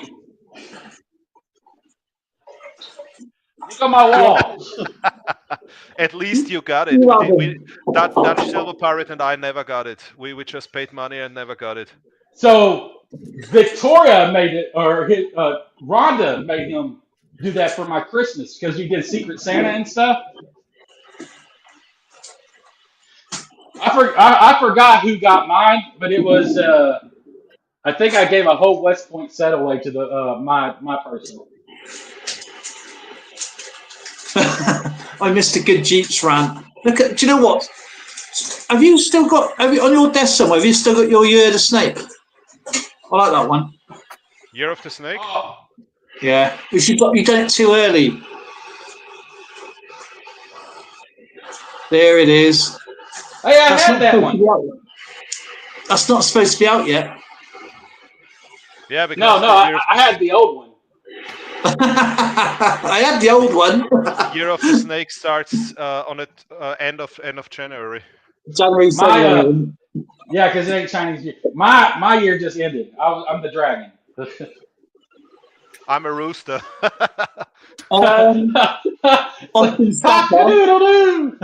Yeah, some other people use the other word, but I've said enough cuss words and stuff on here. Okay. Austin Stacker. Silver Tanifer has just put a comment in the chat. Let's see here.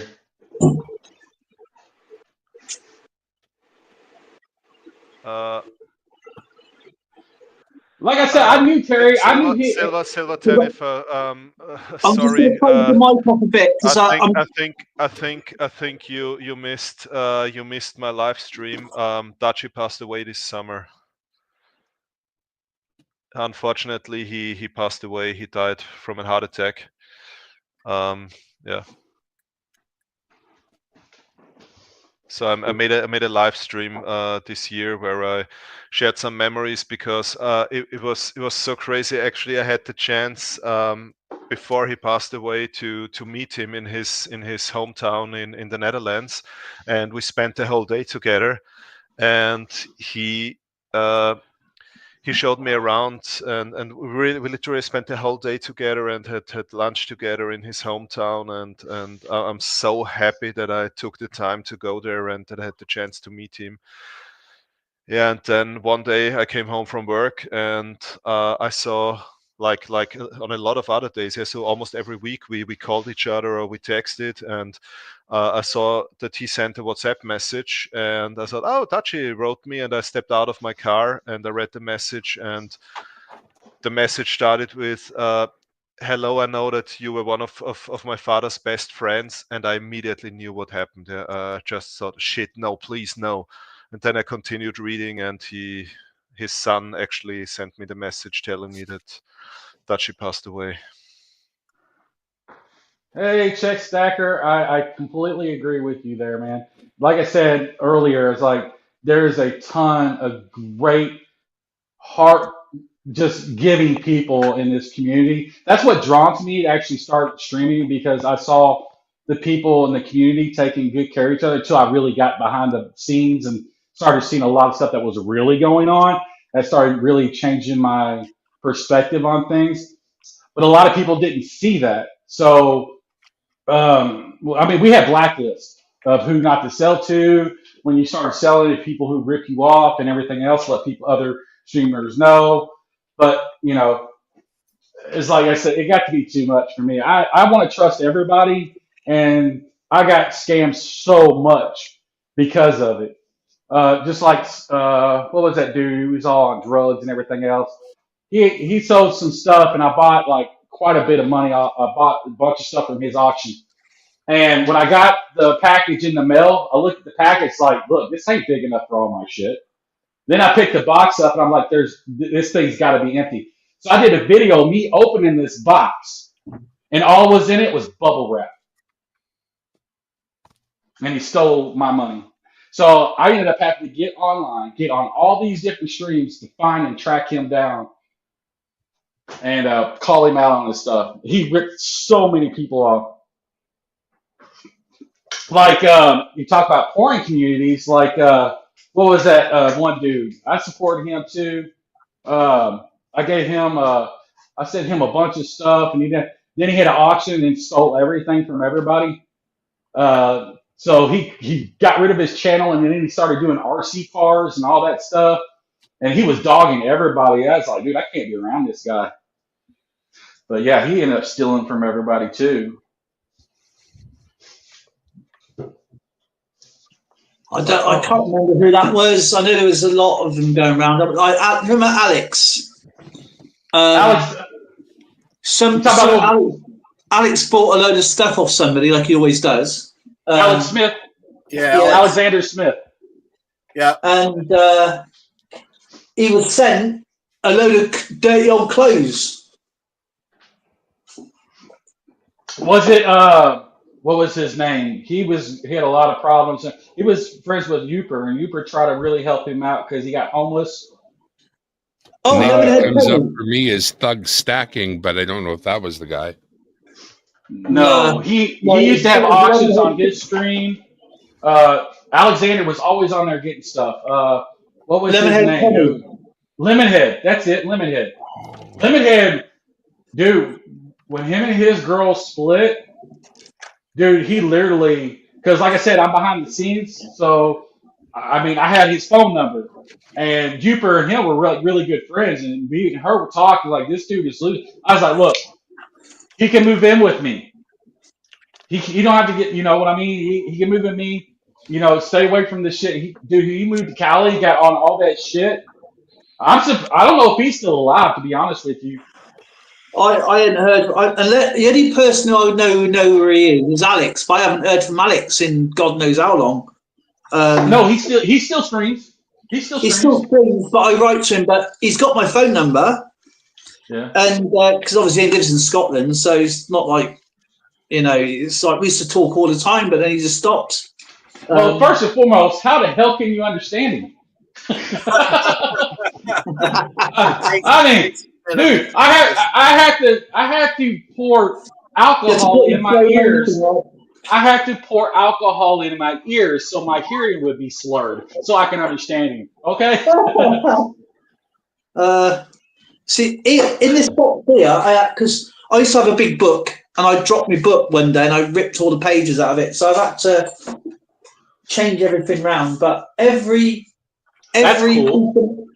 I like that. Do you know what? That's what I was on about earlier. That coin is amazing. Dude, that's pretty wicked.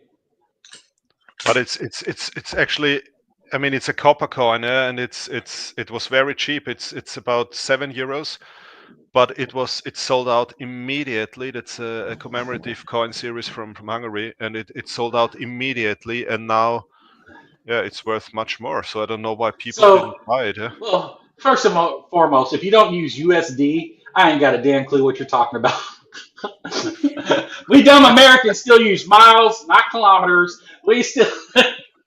But you better get used to other currencies because you will need them soon. Yeah. Oh no, you don't. If it wasn't for America, like the UK and everything like that, been broke a long time ago. Do you remember Aren't y'all getting rid of? Wait a minute, aren't y'all getting rid of bricks? If that's what I'm hearing. Do you remember this old couple? I got shipwrecked because of the metric system. Oh, Captain, my Captain. We're taking so on water. Is this the story how your ancestors came to Canada, or? Do you remember Talking Billion? The old couple. No, but I tell you, I just remembered some other scammers. But I've got every message and everything that everybody sent me. Everything. And they're still streaming. No, they're not anymore. No, I'm talking about the people I just remembered because because his wife came after me and started making videos of me, and I was like, this is how dumb she is. If she actually listened to what I said, I was defending him. If you're gonna, because I was saying, if you're gonna make accusations against somebody, show the proof, and where's the proof? So if you don't have that, hearsay is just hearsay. So he's innocent until proven guilty. That's what I was saying. But she was so dumb thinking, well, I'm calling him a thief and this and that and everything else. And I wasn't. That was crazy. Look at that. You got the pentagram on there and everything. You're a devil worshipping coin collector. Okay. So what's the cross used for? You obviously missed history and geometry at school. I know, it's just a star. It's not. Do you remember this guy? Wait a minute. I can't see. It's too small. Hold on. Let me go to my big screen TV. Dale, I'm still big. That's right. You can stay big. Baja Wildman. All I see is powered by StreamYard. You got a duck driving the car. Yeah, there you go. I remember Baja. Yeah, I got those stickers still. I still got all those stickers, man. I remember. Do you remember, Dale? Do you remember when you did your Warship game and one of the questions was about a plant starting with the letter B, and the first answer in the chat was Baja Wildman. Oh yeah. A Pignoni? Bumbershoot. What is it? Bumbershoot. Okay, yeah, I remember. Sheldon, isn't it? Bumbershoot. I like his Bumbershoot. Yeah. Dude, I sent him so much stuff. It was a battle between us. He sent me stuff. I was like, oh, he can't outdo me. Man, I sent him a box just like crammed full of everything I could get in that box. He had to do like a whole video of it. Lady Billion. Mm-hmm. Lady B.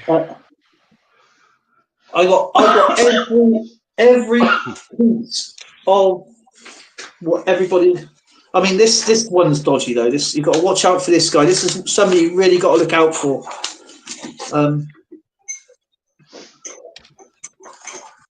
Well, I don't even buy anymore, so. Oh, hang on a minute. That one's blank. See, I keep everything. Like this is somebody you've got to keep out for. Is this guy? Yeah. Oh yeah, I've heard some bad things about that guy. He's a scammer.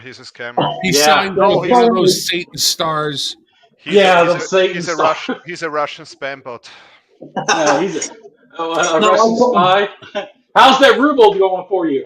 I said comrade. More like a Russian Sarni, and Silvertania said no. I can't remember. Hey! Is that a drone I hear on your channel? So drones don't make noise anymore. Ask New Jersey. That's just my missus.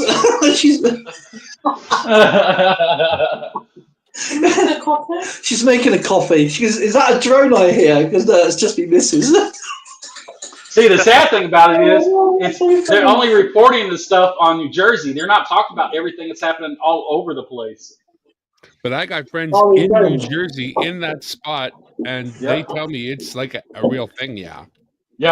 Yeah, it's happening all over the United States. I will drink. It's crazy. So you drink it. Oh, I promise. So we're letting the enemy overfly us now. That's pretty cool. You know what? I don't think that's what it is. I don't think that's what it is. I really think it's our shit. I mean, because I really do. Well, I hope you're right. Don't get me wrong. Well, it's like this. You know, if you look at the history of our military, we've got stuff that we thought about that they had and everything like that, and stuff wasn't released till man, look when the SR-71 Blackbird was done. Look when the Stealth Fighter and all these other planes were done. Yeah. And until they were actually spotted and actually came out, they had to own up to it. The technology then is still superior than most countries. So you can imagine what we have now. I look at people and I say, we built and designed the SR-71 Blackbird in the 60s. You don't think they came up with something new since then? Yeah. I mean, look, look at all the stuff that we're selling to these other countries. The reason we're selling to these other countries is we're not giving them money. We're actually keeping the money, but we're giving them old supplies that it's so outdated to us, and we're just using that money to upgrade and build more stuff that we don't know about yet as a public. Yeah, and the Ukraine was just a place to give some of our systems a little test to make sure they work good and blow. And that's old stuff. We don't really need anymore because we don't want to use those old rockets anyway. Yeah, exactly. People don't realize you don't know how old that stuff is in technology terms, and it's eviscerating them, and they have no clue. We're thankful for the opportunity to make sure it actually worked the way expected. Like I said, that's a dark way of looking at it, but yeah. Like I said, being from dealing with and being around a lot of military people who actually serve right now and stuff like that, it's you catch stuff that they say, and it's a lot can't talk about anything, NDAs and all that, privacy. So, but you pick up on what stuff's going on. So when I hear them says, I wouldn't worry about it, or it's not a big deal. They're saying we know exactly what the hell it is, and it's you know what I mean. Not to be worried about. Don't worry about it. Mm-hmm. Yeah. I'm with Elon though. When it comes to our planes these days, what's the use of having a pilot in there? We should be able to pull more G's than a human being's ever counted with a robotic flyer. Oh, what do you think's going? Yeah, we do have one. What's a drone, right? Yeah, what? I mean, look at the tanks that How produced for the military now. That's all battery operated, unmanned. That are just absolutely the firepower of a Bradley, and outrun a Bradley, outmaneuver a Bradley, outstop a Bradley, and all the other stuff that they got with this thing. It's we don't know. An F-35. There he is. No physical pilot anyway. Yeah, I mean, the military is going to be all freaking gamers. Yeah, that's what it's going to be. It's going to be even Ukraine. That just shows you right now. A lot of these people have never really fought or have training, but they can get behind a drone and put it down the freaking butthole of somebody. Yeah, and you're Luke fucking Skywalker. Yeah. Well, you know what? Hey, back to Lemonhead Penny for a second. I gotta say, I did have good dealings with him, but I did watch him go off the map. Right? His last stuff was wandering around, walking the odd live stream, running from this spot to that spot, or walking a day's walk there. Yeah, living in his car, and he might have lost that too. No, he didn't even have a car last time I seen him. But yeah, I mean, it was he seemed like a decent guy trying to get ahead at one point. Oh my God! He just lost his way. That dude was. Is he still streaming Confrontational Nonconformist? I don't think so, because I tell you who's got his mask. Dude, Dude, I saw a stream that I was on a private stream with him and a lot of people in that community. He's literally sitting at his computer desk and he had cameras set up everywhere while his wife's in there banging a dude. Yeah. Right? Yeah. So That's terrible. Then he's like, oh God, guys, I'll be right back. He grabbed a big freaking knife and went in there after the dude because he didn't have protection on. Yeah. And chased him out because he didn't have a condom. My guys, Silver Tanny, no, it's Austrian Stacker and Nick Molnar are heading out. I heard about that, but I'll tell you who's got his mask. Do you know Hoover's Corgis and Coins? I know Hoovies. Yeah, Hoovers. Yeah, she's got his mask now. You know, I met him, his wife, and her. She came to the Cincinnati show. Like I said, you would not believe how many people came to freaking Cincinnati for that coin show. It was insane. Trapper Man, God, I can't. I mean, of course, Joe Durbin was there. Coin Op was there. Their wives were there. There were so many people. Coin Op? No. Yeah. Yeah, he was there. Latest, brother. Thank you for joining us, Austin Stack. I really do appreciate that, my friend. Thank you. You take care, Nick. Is Nick gone as well? Is he? Yeah. Needs to head out. Oh yeah. So I'm just catching up with the chat because I'm on my phone, so my computer's on the other side of the blinking room. Need to head out. My legs. Oh yeah, because his legs are so bad, man. I feel for him. Nick has always been a cool dude. Yeah. He's one of the finest, isn't he? When he started showing when he used to have a shop and he's talking about all these comic books and stuff, man, I'm so jealous. I am so jealous of him. I mean, his collection is just stupid.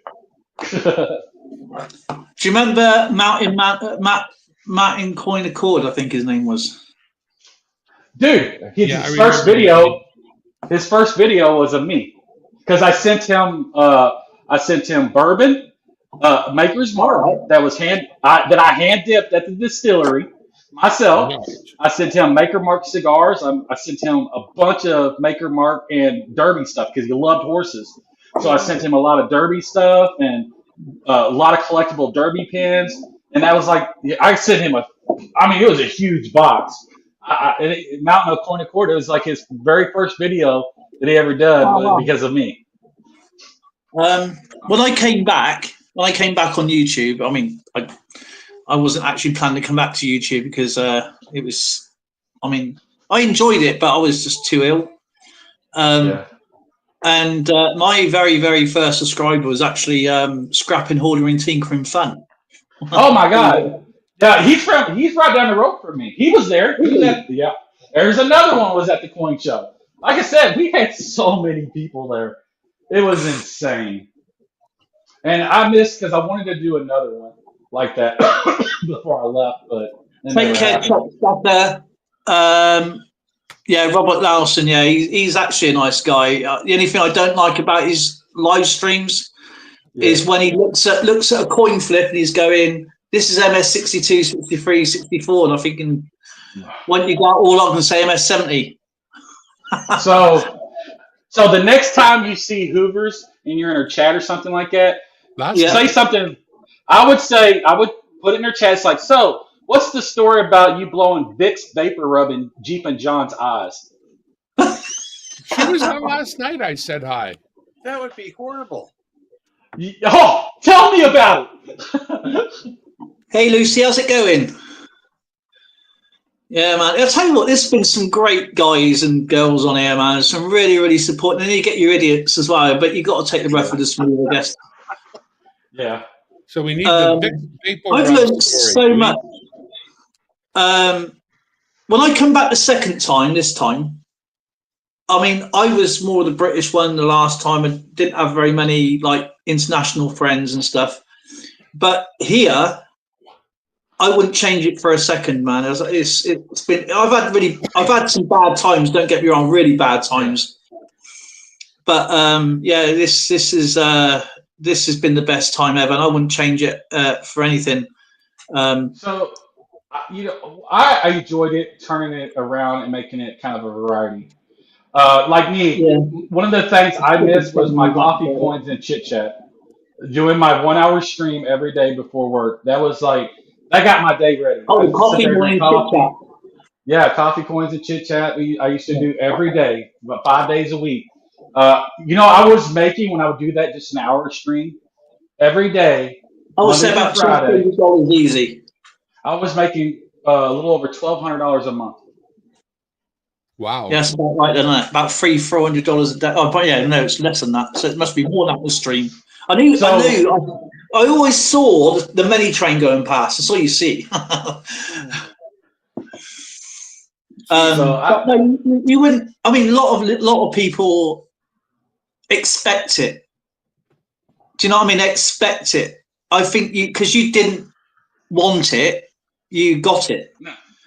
Yeah. You know what I'm saying? You weren't there to do that. You were there to like me. I'm just here to talk about. I was supposed to talk about coins tonight, but it's gone off track. But it's a case of just being friendly with everybody and having a laugh and sharing whatever was going through people's lives and their collections and stuff.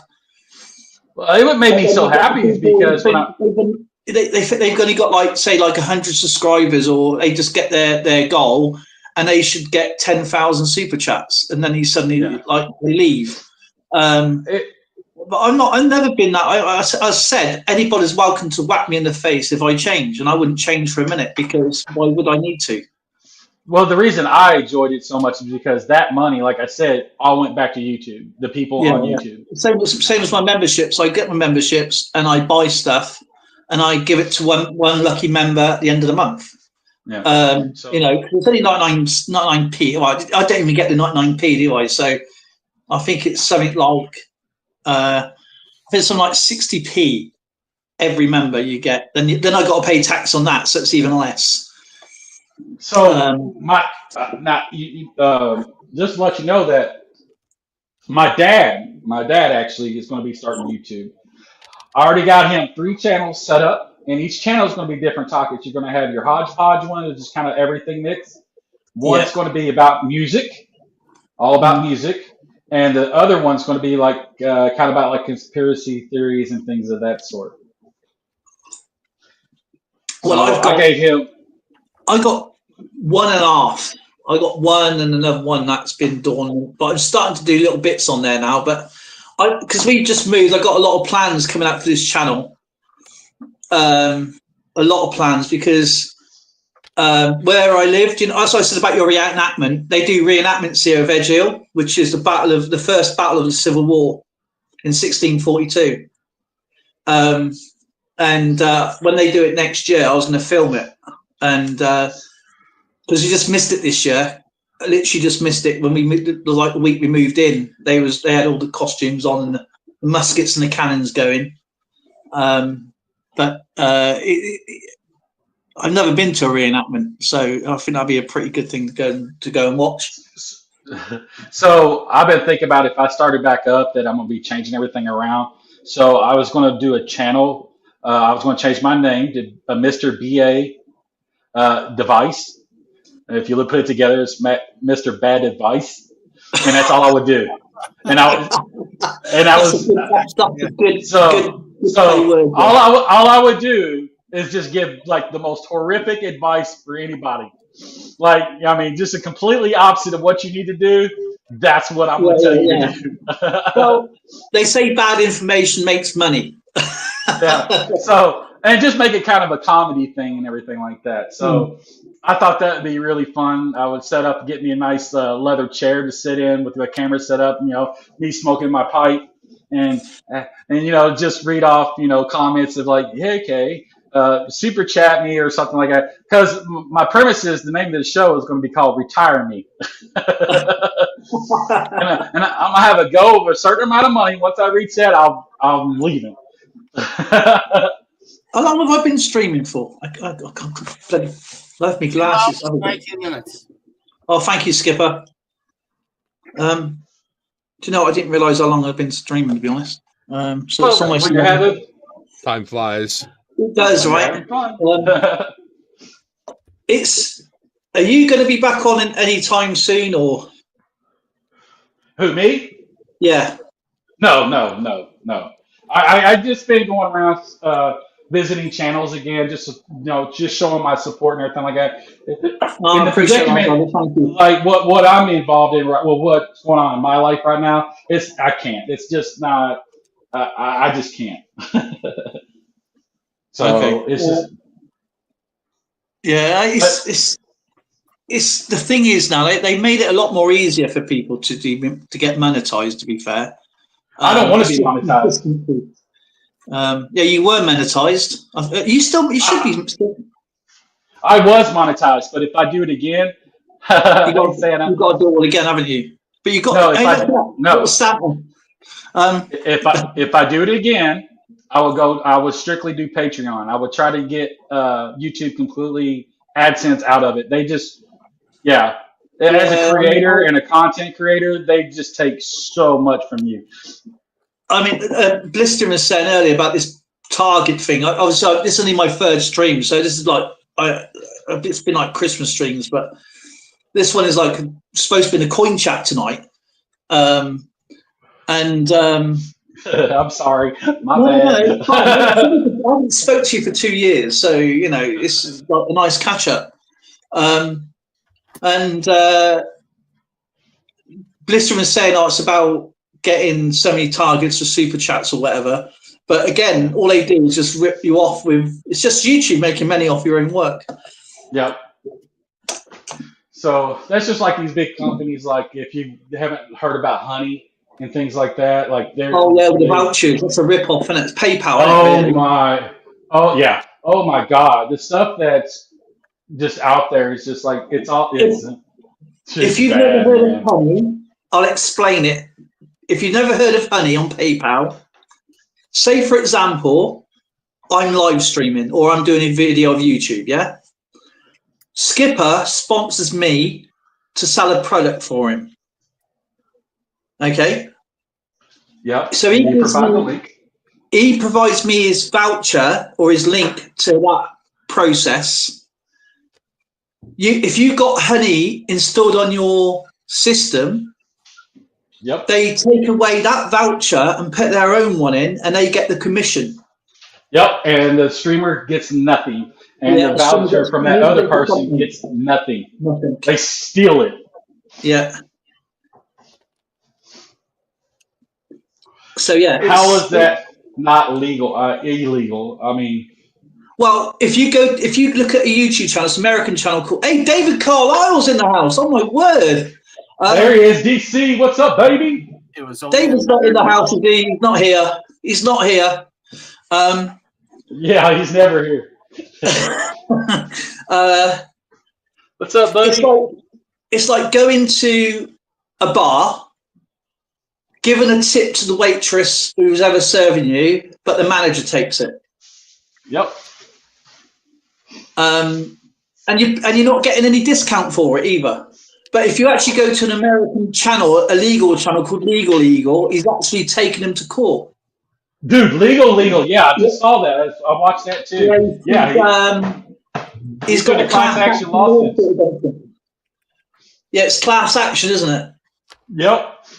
So yeah, a lot of the other YouTubers are like, oh yeah, we're a part of this. We're a part of this. We're definitely on this. Millions that this company has stole. Yeah, I would say close to billions, because I imagine these big YouTubers. Yeah. And it's not just, don't forget, it's not just YouTube. It's all across every platform and everything you buy. Yeah, once you have it on your browser, yep. So you're screwed, basically, and it's really hard to get off as well. Yep. So yeah, it is. Yeah, that's Jeep and John up there, David. Would you believe what this? He is real as you. But yeah, it is because a lot of people don't do social media. They look for coupons. Yep. and they think they're getting a deal when they're not getting anything. Oh yeah, because some of the companies, did you see where they were telling them like, hey, there's a 25% coupon out there, but don't advertise that one. Only give them the 5% coupon, thinking they're saving money. Even And though they're actually stealing the codes. That's what they're doing, and replacing it with their own. It's such a rip. Oh man, that is the biggest scandal in finance ever. Yeah. Because this has got to be bigger than Robert Maxwell and all them. It's almost as big as these. It's bigger than the freaking the coin stuff, the Bitcoin and everything like that. Yeah, I mean, that's because people in Bitcoin. They're doing it on everything. So if you've got a browser thinking, "Oh, yeah, I'm going to get a cheap Bitcoin or whatever," and you've got a voucher mining something, it's everything. It's absolutely everything. I mean, it's colossal. Yeah. So don't ever upload honey to your system because it's a pain in the ass to get it off. What is honey? It's a honey is a browser extension. So as long as you don't add it, you won't have it. Yep, it's a browser extension. But once you have it, it's almost impossible to get rid of. Yeah. It's to do with PayPal. PayPal is actually the owner of it. Yep. And PayPal takes all your money off you and keeps it for themselves when you're supposed to. So if you're an affiliate, you don't get anything. PayPal does. You know how many monstrosity of monster, multi-million-dollar channels, the money that was taken from them? Oh my God. Because they were advertising for them. They were even advertising, doing special sponsorship. Hey guys, check this out, and they would do the read off the manuscript of what they're supposed to say and everything. Even what they were told to say was a lie. Yeah, and they never got a penny. They're supposed to get like whatever. I don't know, say like $1,000 every time I hit a video up with it. They were. Yeah, and if you've got 15 million subscribers, and you've spent time talking money. 15 million subscribers. And how many years they've been running it?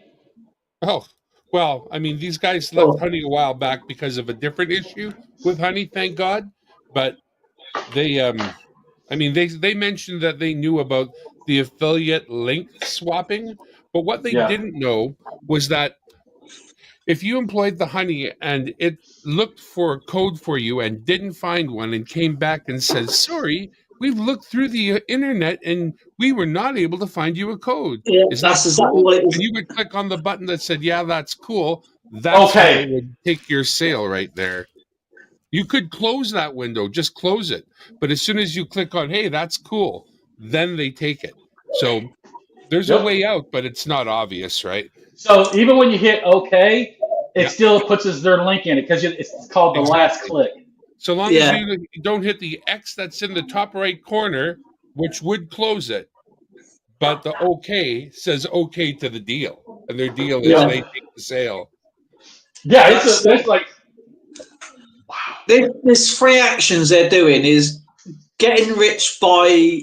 I can't remember what the American legal version is. Is getting rich by. I can't remember what the American words for it. Do they call it conversion? No, it's we got over here. Yeah, when you contracted to something, I think this is more to do with social media side of people doing it. When you're contracted to do, like I said, if you buy a TV through somebody on the internet, you got their voucher, whatever. That's called breach of contract. Because you haven't given PayPal basically permission to do this, but they got rich off of you by doing nothing, and I can't remember what the rich word is. The other one is by gaining falsely by riches by inverting contracts. So basically stealing codes. Yep. There's free class actions. There is. You have to look on Legal. He's really cool, actually. He just hates Trump. He's Legal Eagle. He's got a million great stories. If you start off with Legal Eagle and look into his other videos, you'll enjoy all the stuff he does. I love watching him. I think he's so fun. As a lawyer, he's really, really fun. He's not like a stiffy kind of bloke. He's quite a happy-go-lucky guy. David Carlisle says to you, Jeep and John, guess what I got for Christmas? That's all. I was giving him the thumbs up on him. And he's got a bigger beard than me, which is fine. Yeah, that's exactly what he said. He goes, I got a beard. He's got a beard bigger than yours, Jeep and John. Up to a week ago, I bet you mine was bigger than yours. Yeah. He's Mr. He's the real Santa. Well, he's our real Santa anyway. And all right, and actually, you're officially our real Santa, right? I've always said that. He's got a brush, comb, shampoo, beard oil, balm, and a little rolly thingy. So David, I'll go ahead and tell you now, when my beard was big and everything like that, the thing that helped out the most is not the balm. The beard oil helps, but you want to definitely, I see you have shampoo, but do you have the conditioner? The conditioner is really key. Then after that, you definitely want to put beard oil in it. Yep. The only time that you want to use balm or anything like that is actually when you're going to style your beard. Like if you remember, I used to have big handlebars and stuff like that. That's when I would use. That's when I would use the balm and things of that sort. But the conditioner is really key, though. The conditioner is definitely a huge part of it. And then afterwards, just use, just get your hands a little wet, just rub it, get it on your skin. Get it on your skin, then pull out. Because you definitely want to get that oil on your skin. Because if not, dude, it's going to dry you out so quick, and you're going to have a lot of hair follicle issues and things like that. That's when, when my beard, but it was always curled up. My beard always curls. So, but if I stretched it out, it would have been down to here. I know you remember the handlebars. Yeah, but I'm just intrigued to see what Darren's finding, because he's doing a coin roll hunt right now. Oh, is he? Yeah, well, it's just nickels. I'm looking for a particular couple of nickels missing out of my book. I needed a 69, and I found one. It wasn't bad looking, so I put it in. But yeah, I got some coins there for we do a weekly coin roll hunt among a few of the Canadian guys, actually a few guys in general, and I missed it. So I have these coins. I have to go through them. I'm compelled. I am compelled. So that's, Uper, that's what I used to pay her in. She was you talk about knowledge of Canadian coins and currency and things like that. She was the go-to. So when she did a lot of work for me and things like that, every auction I went to, if there's anything Canadian, I bought and everything and just shipped it to her. I've never collected Canadian coins. I did just on her behalf. Yeah, she was your little secretary. She was everything. She was my damn boss. She was. She put you in a straight arrow. Dude, she was. Awesome pick, man. Awesome. I would show you mine, but my picture, I'm on my phone. The guy next to me was actually wearing a fake beard. No, even when I did Santa, I dyed my beard. But it's getting white now, though. On the edges. It'll get there naturally. Yep. Yeah, Skipper, he looks amazing. I love it when he goes around the streets. That's my favorite. I still have hair in my 70s. Hey, you know what? Shut up. You know what? There's a reason I always have something on mine. You don't see grass growing on a busy street, right? So when I do, if I do this stream, Mr. Bad Advice, I'm actually going to take my hats off and I'm going to do the comb over. So you can actually see all the bald spots, and I'll have my glasses on because I wear glasses. And I'm just going to sit there, smoke my pipe, and just give you the most awful advice. I'm going to show you something, right? I'm going to show you something from an old British TV advert. Right? That reminds me. Hang on a second. You're going to love this. I think having a toupee with a little flip switch that you can make flip up would like that would be funny though. Like, oh my god! Look, I could do a Donald Trump. No, I just hit a button. Dressed like a stuffy professional office guy, like with that's what I'm really gonna do. poorly installed tie with a shirt that's a little bit disheveled, but you're giving out advice like you're the the oracle. I'm talking old black plaid freaking coat. You gotta watch this. This is gonna be Jeepin' John. Ready? This is gonna be Jeepin' John. This is an old British TV advertisement. That's what I'm talking about. Not a Lexi's tail. This is brilliant. I love these old adverts. I'm telling you, that's perfect. But he don't have glasses or a pipe, and I'm sorry, I can't see his jacket, but it needs to be plaid. Oh, look. The camera goes on. But watch in a second. Don't take your eyes off of this, right?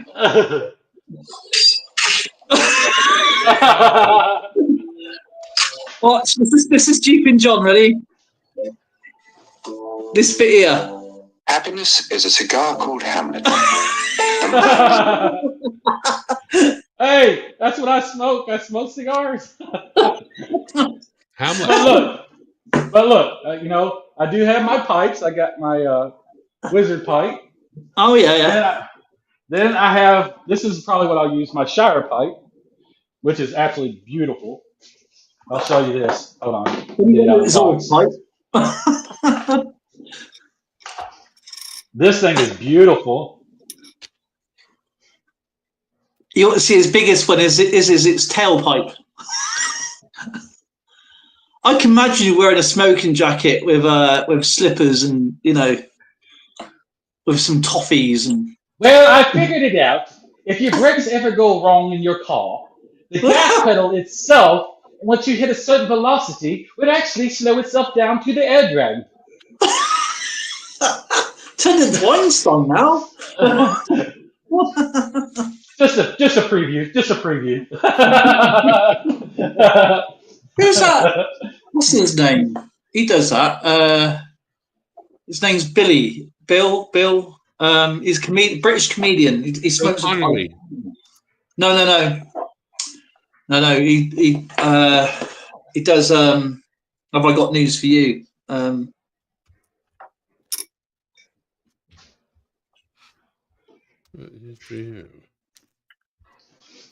Billy Connolly's the only one I know. The Bill. But I just think it would be like I said, just make little short videos, skits and stuff like that. Cottages across the UK. Advertisements. Hey, I know John Chum Adventures. John Chum. Hey! Bill Brady, that's it.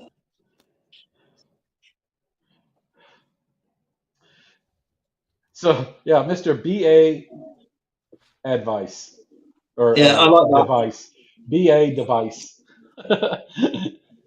B.A. Baracus.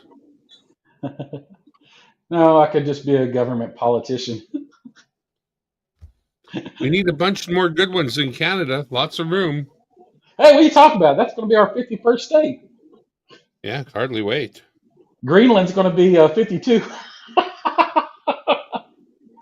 That's a troll. That's a troll. I mean, a lot of people taking that shit so serious. It's hilarious. With his pipe. No. No, I look better than him. Well, at least we'll have the fresh air in the world. Yeah, Bill Bailey. He's a brilliant comedian. He is. Bill Bailey, won't you please come home? Hey, wait a minute. I take that back. Now I see him on my biggest screen TV. He's a handsome fella. That's the mirror, John. That's the mirror, by the way. That's not your TV. maybe one day when I grow up, I get to be just like him.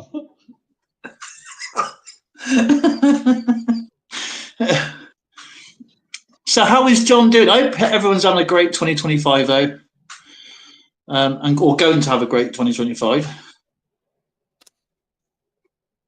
I have no idea what this year's going to bring for me. Last year was our alt and delete season. I had plans before I lost my job. It was something I was working on. I was trying to get, because I had a lot of money at the time, and I was reaching out to a lot of people, my friends that travel a lot. Yeah. And I was trying to go in to try to convince people, it's like, hey, man, I want to do this adventure to buy a resort in the Philippines. And all of it be ran through my sister and stuff like that, which is in the States because she can own property. And I was like, so you're going to have a place, I was looking at, it all depends because I was going to be the majority of putting the money in myself. And it wouldn't took that much.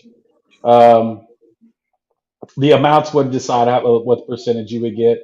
But if you ever came there, that's a place for you to stay for free. If it's, then if we make money at it, what your percentages of what you get after, cost and all that stuff. Because I would have been there.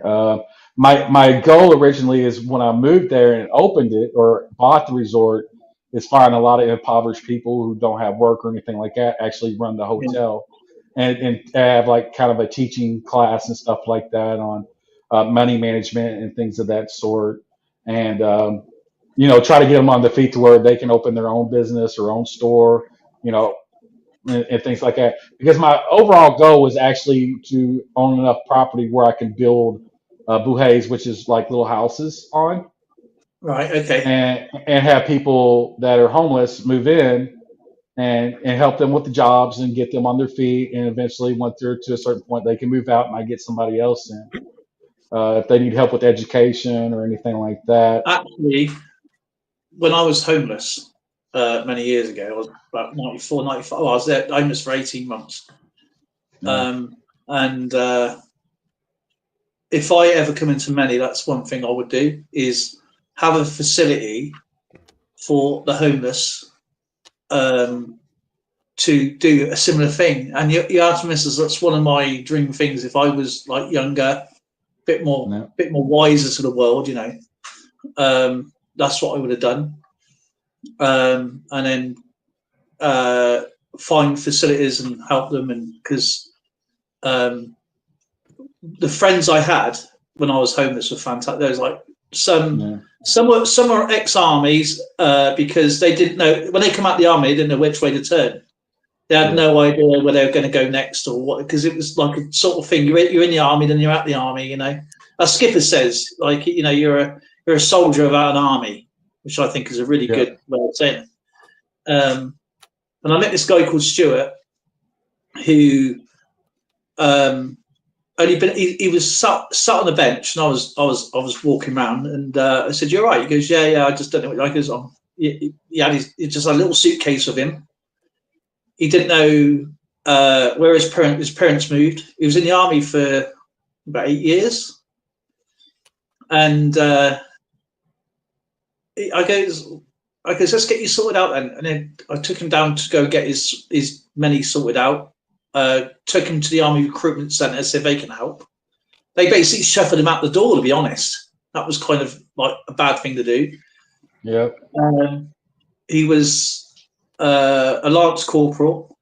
And I couldn't believe it. I walked in there to tell my friend needs some help. He's only been out of the army a few weeks. And they said, we're recruitment, not retirement. And just shuffled him out the door. I thought that was the first sign of the wickedness I saw the military, to be honest. Anyway, he was waiting for his money to come through, and he didn't have. He couldn't get his money out because he didn't have to fix a boat because he needed a change of his address. Yeah.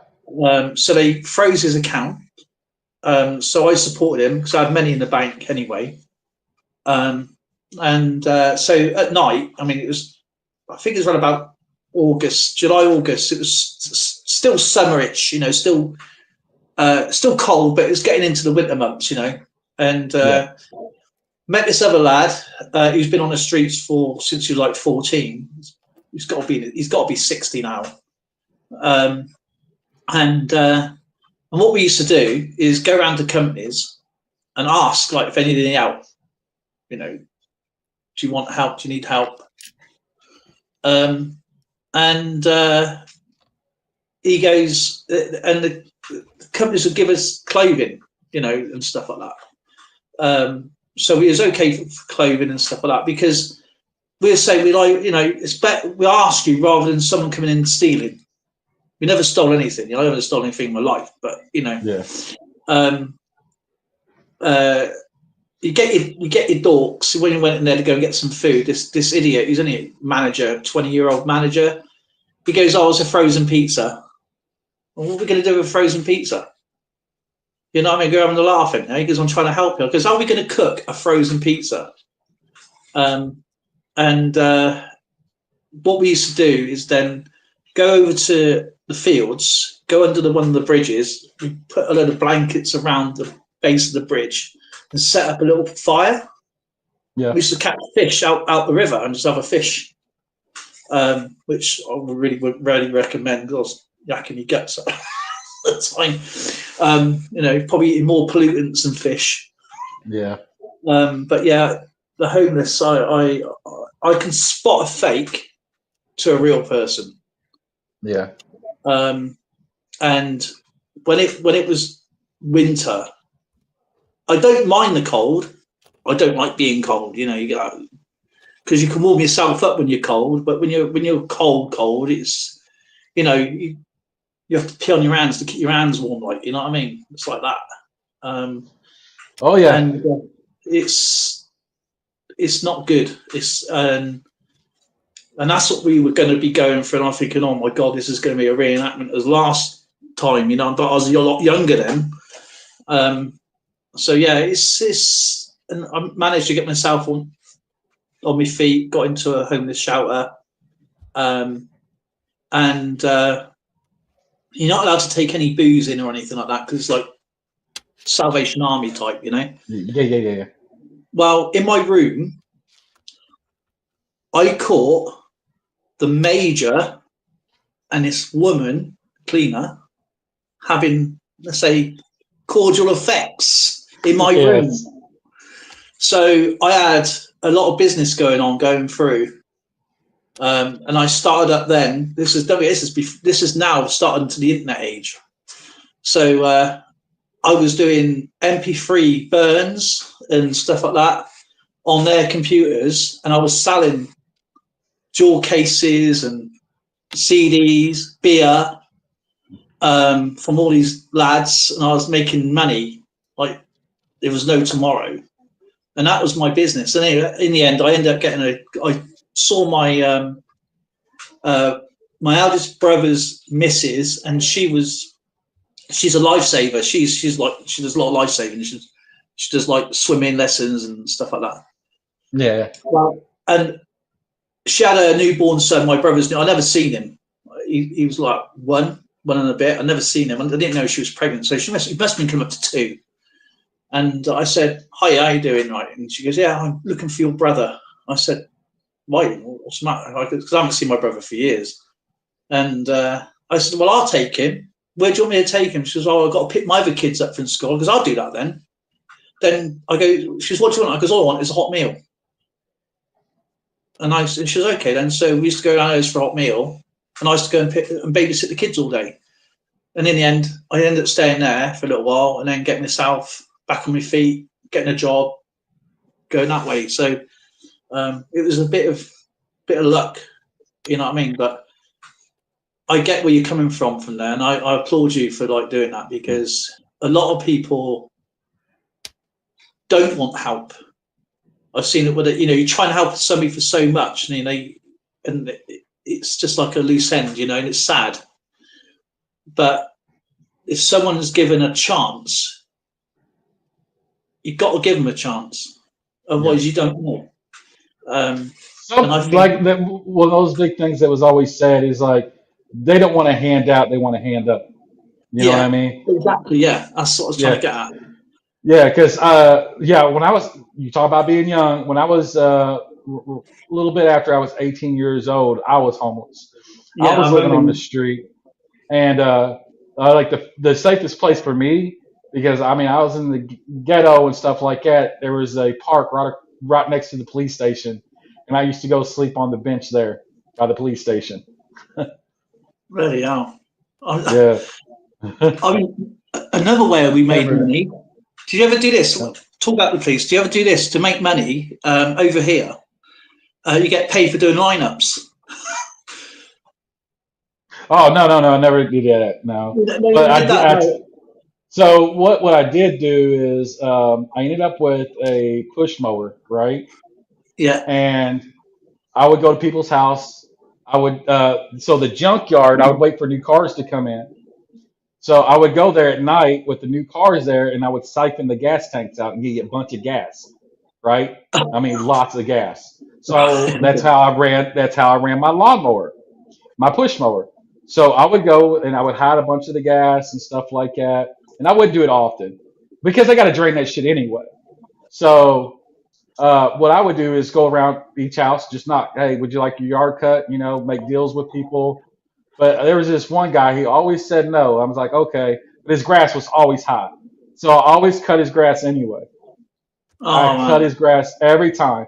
And I went, and so I think about the fourth time I'd cut his grass, I came back, and of course, it was just a whole, because there was only a certain amount of area that I could hit, because I didn't have a car or anything like that,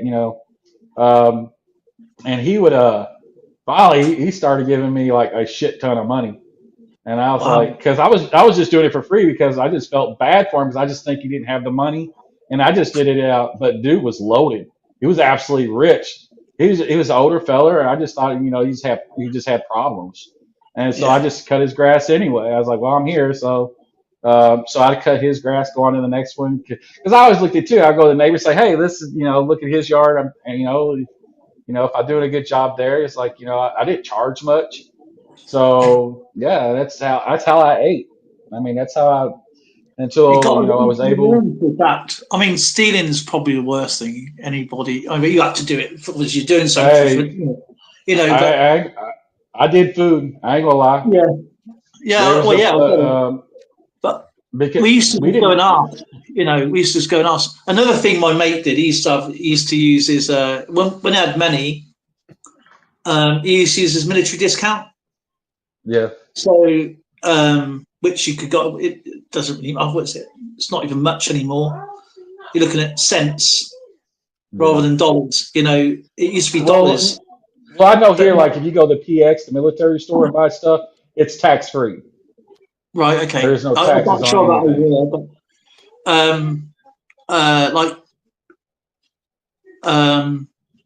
because we didn't look homeless because we used to go like Debenham stores and stuff. But when it like winter and summer's changing, you just knock on the back door and say, "Have you got anything to keep us warm?" Like, you know what I mean? So, something they'd rather give you it than something breaking into their store. And they say thank you very much. You know what I mean? And we say, well, if you want your windows washed, we'll clean the windows or whatever. And we was very lucky that way. And it was only like three of us. And then we met a guy called Chrissy.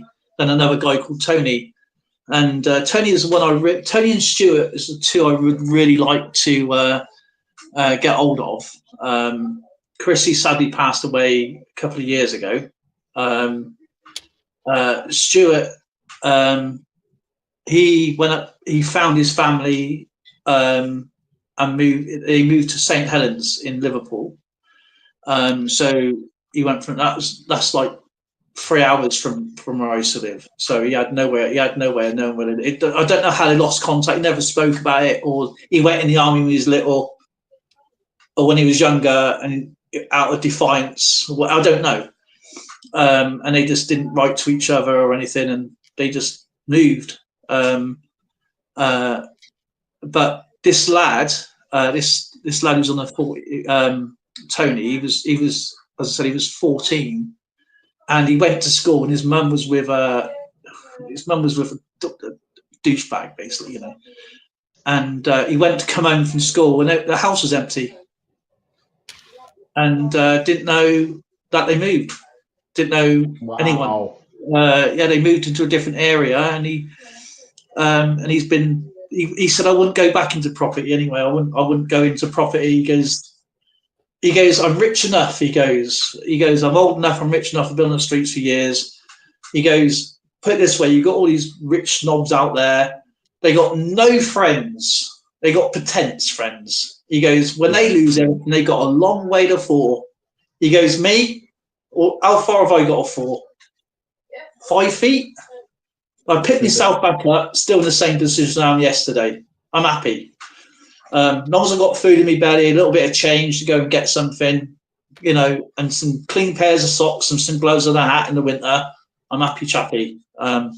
He goes, I know where all the warm places are, because he basically taught us really how to really survive the winter. Yeah. And that's what he did. He went to this bridge, sloping up. You can sleep like this, so you're more comfortable on a bridge. And it's concrete. You just put your blankets down, or your phone, whatever you get. And you're waterproof. And we just put curtains across the edges in the middle of nowhere and fished out the river. He goes, Dad, trust me, you like that. And, well, I didn't, but it was food at the end of the day. I don't mind fish anyway, but, oh, man. You probably end up finding out more a shopping cart than a fish 9 times out of 10. Yeah. So my experiences on all this is like when I grew up, I was poor. I always was poor. That's why I never really celebrated Christmas and stuff like that, like most people, because they had Christmas. And I tell people a lot of this story is like my best Christmas I ever remember growing up as a kid. Somebody knocked on our door on Christmas Day. When I opened the door, there was nobody there, but I looked down. Somebody left cans of raviolis at the door for us because we had no food. That's the type, way I grew up. So, and then as I got older, my problem was I got to, when I was working, making good money, had my own house and stuff like that. It's like I got a addiction habit as far as buying everything. I want the latest, the greatest, and everything like that because I didn't have, and I realized it later on. It's like I did it because I never had anything, and I thought if I had it, it would make me feel much better because I remember not having anything, and that was a wrong mindset to get in because I wasted so much money trying to make myself happy. Then I realized, okay, it made me happy for like 5 minutes. Now I want something else. So I wasted a lot of money and time trying to make up for what I didn't have when really this is stuff I didn't need. Just like this house I live in. My house that I live in is a great example of it. This is a big ass house and it's just me. I have a chair in my living room and a coffee table that somebody gave me next to me. That's it. This is a huge house. And I have like the bare minimum stuff because I realized, after moving in, it's like, I don't need all this stuff. Like all the stuff that I ever thought that made me happy. And I really want a simplistic life.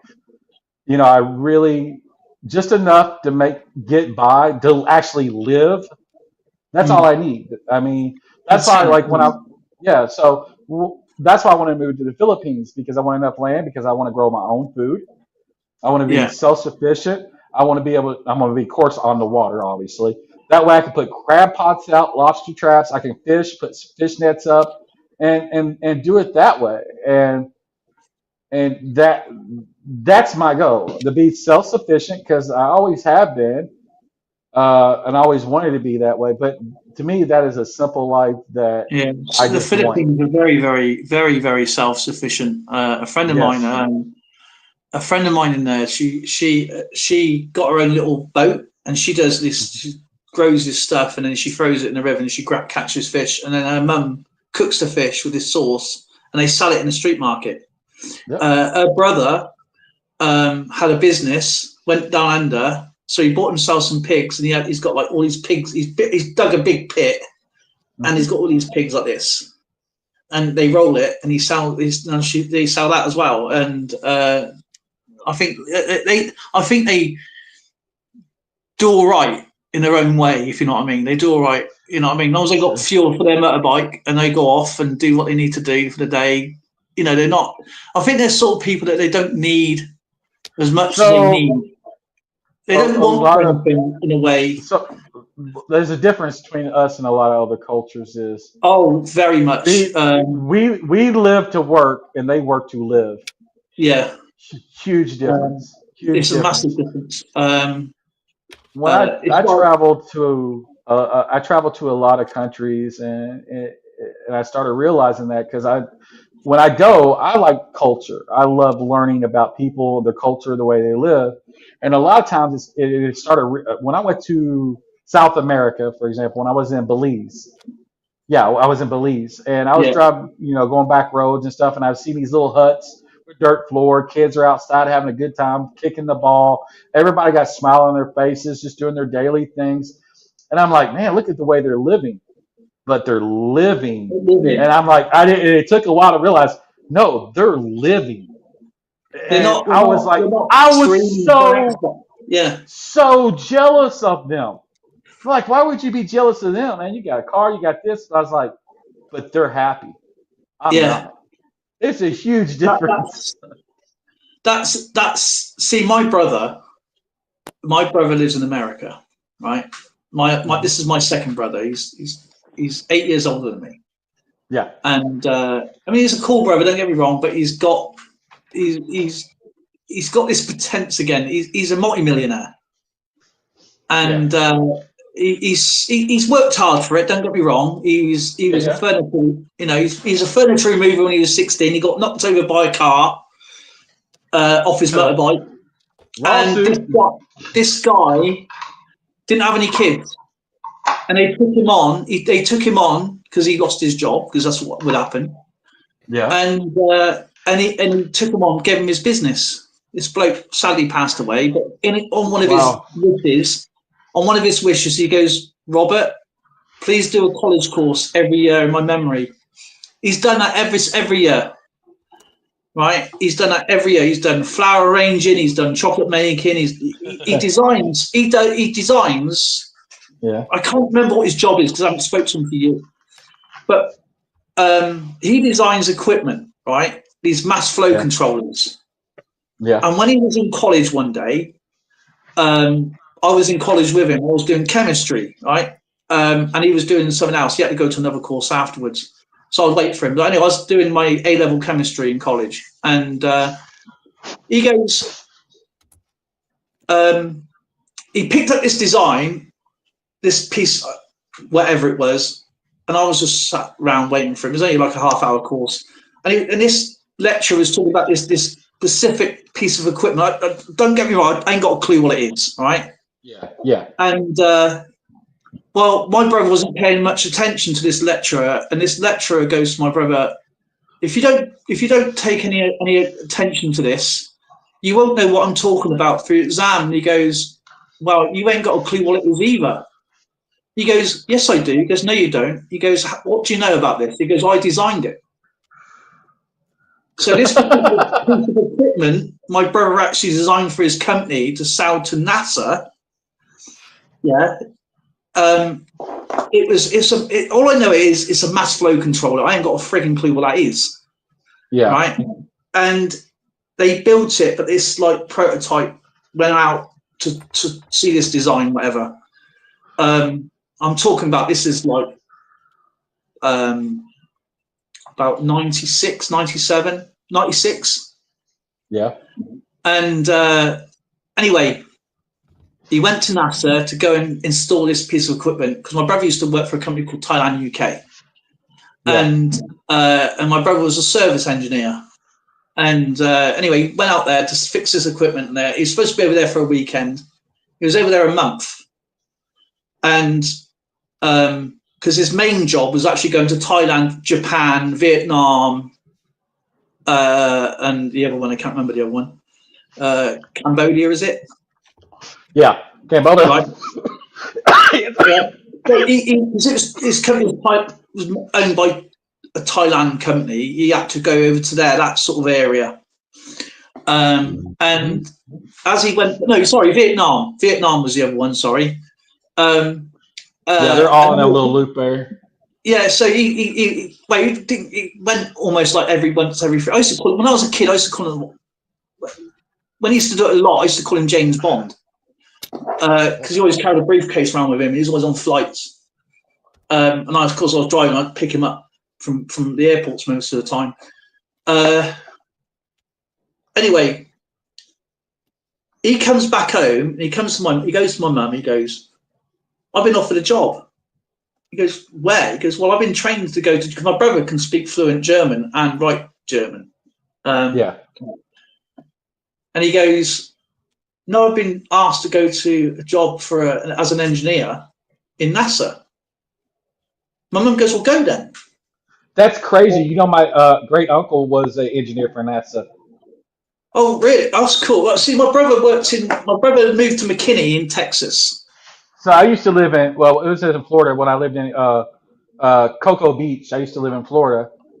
And my great uncle, that's who I lived with. And of course, my cousins, Roger and Susie, they all went to Miami and stuff like that. But he worked in NASA in Florida. I don't know how long my brother worked at NASA. Because see, a lot of people think NASA is just Florida and Houston.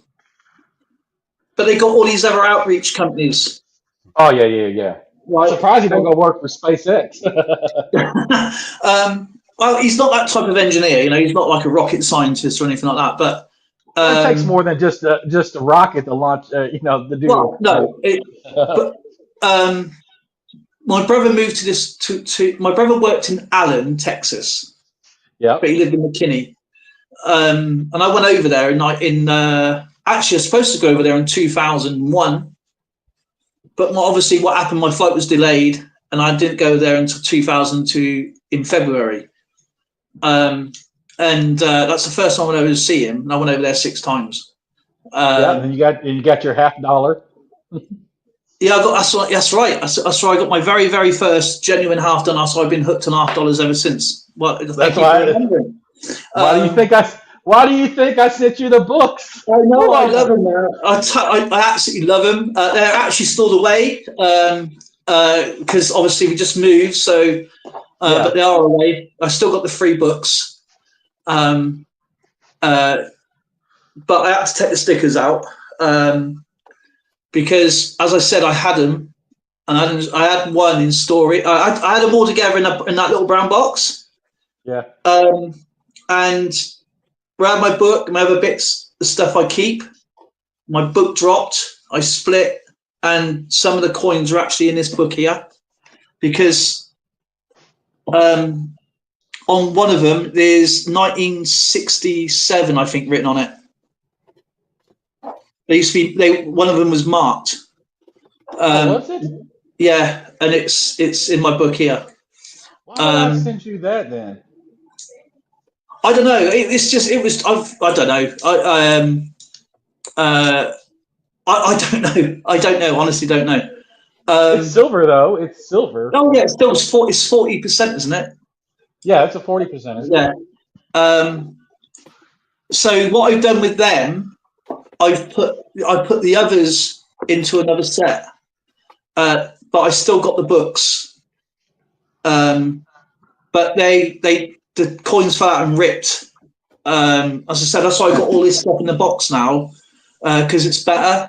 And the reason I didn't use a sticker board and stuff like that, because once you use a sticker board and say, a lot of channels go for various reasons, you'd never get that channel sticker back again. Yeah. So I've always kept them separate, all the notes, all the kind messages and that stuff like that. Dude, I have boxes full of them, bro. I know you do. I could imagine, but I can't imagine the magnitude. But anyway, my brother, he had to go to the American Embassy in London, and it was quite funny because normally you have to prove. They had to prove why my brother couldn't get an American to do his job. Yeah. So they ended up this big thick file, probably around about that thick. I would say probably about as thick as this. Yeah. Right? From NASA saying why my brother had to go to there and work. because he was qualified and whatever the jargon was. I didn't actually go into the room, and he comes straight and goes, "I got my visa, got it." And then within '97, he moved over. Then he's been over there ever since. But now he's left there. I don't know when he left. As I said, I haven't really spoke to him about that side of things because that's his business.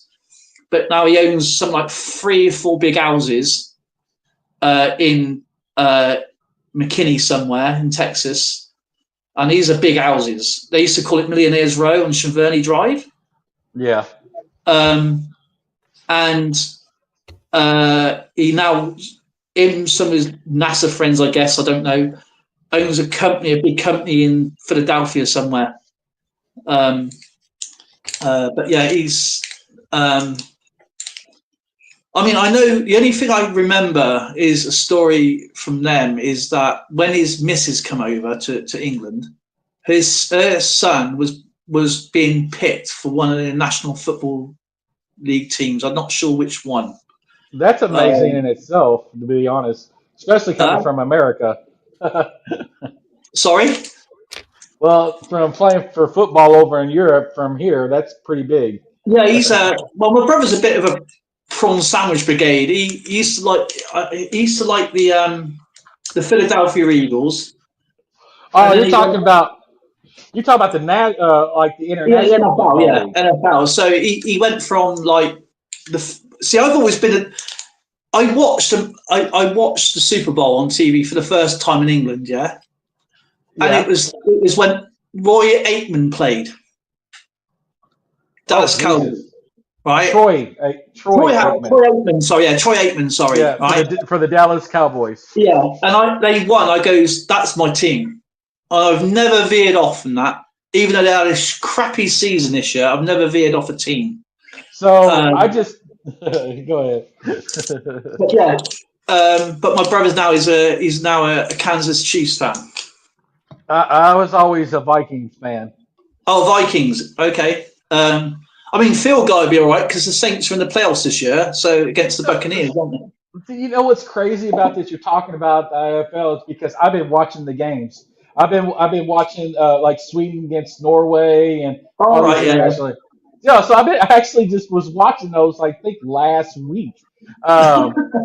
It's crazy that you bring that up because my dad, when I first heard about it, is my dad lived in Europe. My brother was telling me about because they lived in Germany, and he was talking about Frank. Because he was telling me about a team called Frankfurt Galaxy, American football. I'm like, what? I've never even heard of something like that. German league, Bundesliga. Yeah. See, but when I hear a European say football, my thing was soccer. So So when you said football, I was like, that's weird because Americans usually don't get picked up to go to play football in other countries.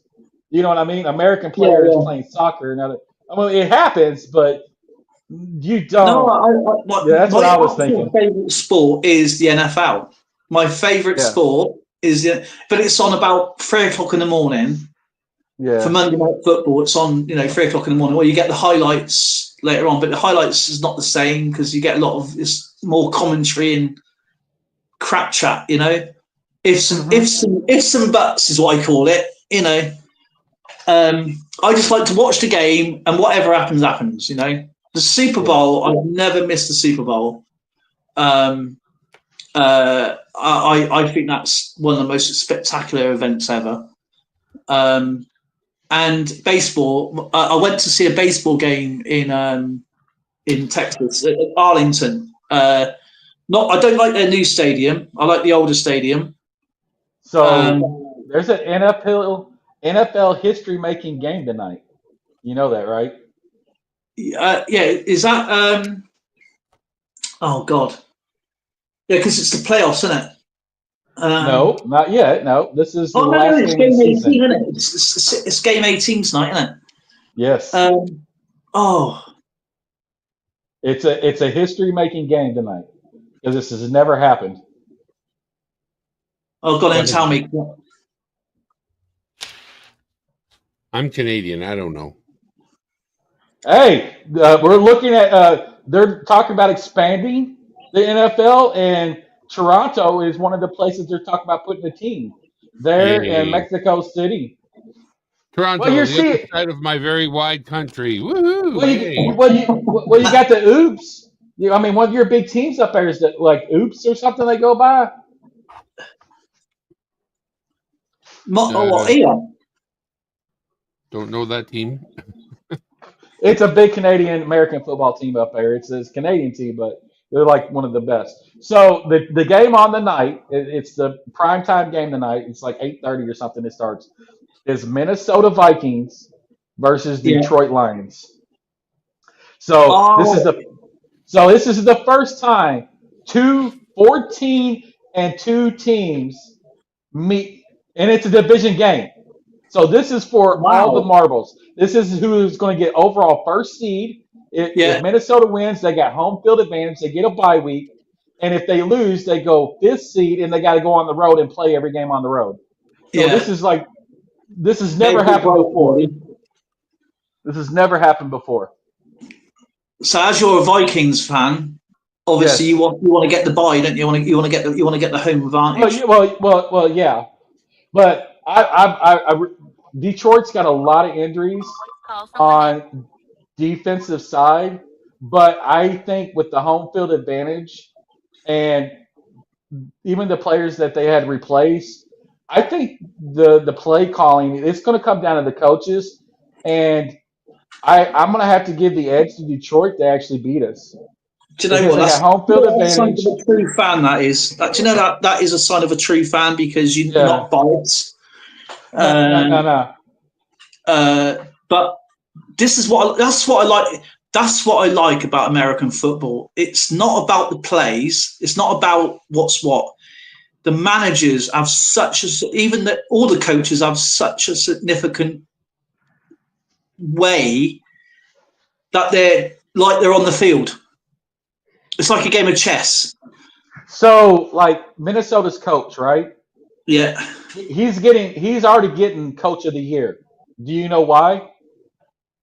Because he's bloody fantastic. It sounds like reasonable guess. This is his first, and this is also his first year. Oh wow! So he must be quite young. Yeah, he's a young. He's a young coach, but this is his first NFL team, and to take him to 14-2, and possibly, they're going to be in the playoffs no matter what. But, But so what he's done, and it's just outstanding. It's just amazing. Our season, if it ends in the first round, it doesn't matter. What they've done this year with really only a quarterback that nobody wanted, that everybody thought was washed up and used up because they didn't know how to use him. They didn't know how to coach around him or use him properly. This coach did. And it's just been amazing what they've been able to do. So now I've been to playoff games. I've been to Monday Night Football games. Yeah. I went to the Football Hall of Fame when Chris Carter got inducted into the Hall of Fame. I met him. I got autographs from him. Wow. I was huge in the NFL. I just now started watching again, and I haven't watched football since, let's see here, 2000. I'm in 6 years. I have not watched any football in 6 years. And this year I just started. Your quarterback sounds like Romo's story because he wasn't even first pick, was he? He was like 14th or whatever. And it was only down to Romo, number 9. I got his shirt in there in my thing, and but he was like, wow. Butterfingers. I'm sorry, your manager, what's his name, dude? He needs just to step aside and get another GM. Yeah, sometimes he's the owner. Just be the owner, like everybody else is. Yeah, he's got his hands in so much shit. He ruins them. You cannot be in everything at one time. It's impossible. Exactly. It's sort of, Like a GM, yeah, I get that. But if you got a manager that will take, because you can only do so much for that team. You know, his peak has stopped. You know what I mean? You can't be everything because you've got your special like I said, team. you're just the owner. You pay the bills. Yeah. You hire your GM to run it all. And I'm sorry, even the Cowboy fans will even tell you like they need to get. He just needs to step aside and just he makes some stupid decisions. Now, look, I'm not a Dallas fan, never have been. It was America's team. To me, it never was, or they've never been because they won a bunch of Super Bowls. That's fine. I don't care. But it's just like owners just need to step aside and just get the right people in there. That's what an owner does. You don't work. You get the right people and put them in the right position. Now you give them a chance. If they fail at what they're doing, you fire them and hire somebody else. But he has wasted so much money on stupid recruits and things like that. And oh my God! But that happens in a lot of teams. But that's all management. So it happens. I mean, look at the Glazers for the Giants. They're the worst. They couldn't manage. They couldn't manage a blinking a dinghy, let alone blinking a club. Especially an English football side, they have nothing interested in, because they're only funded by Man United. That's what they get. So I think the best thing, like the Minnesota, I give them props on two major things. The owner, the Wilfs, are absolutely amazing owners. Boys, the wife has told me I have a chore to do, so it has been a pleasure. Okay, well, I've got another swim in a minute anyway. I got it, Darren. I've been watching your coin out, man. See, pull some. I'll tell you what. What do you need? What do I need? What do you mean? Yeah, what do you need? Did you say you wanted a 69 dime? No, don't worry about any of that. I don't need anything. I need to search more coins and enjoy myself, just like I already am. Nice seeing you, JJ. Catch up to you soon, Dale. Bye, guys. I'll see you around there. Hey, coin bag. Oh, damn it! I was going to ask him something because he done an absolutely amazing book for me, right? And it's in the center stage on my display. It's really, really cool. But I'll show you. Actually, if I can take you in, I'll show you quickly. Oh, man.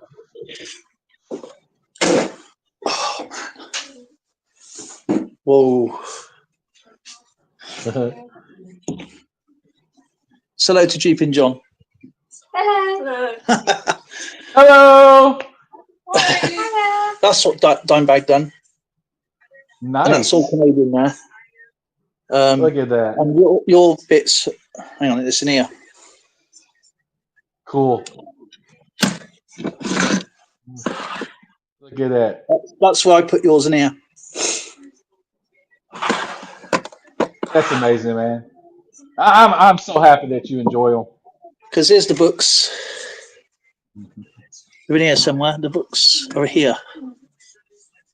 That's all Canadian. That's all other stuff.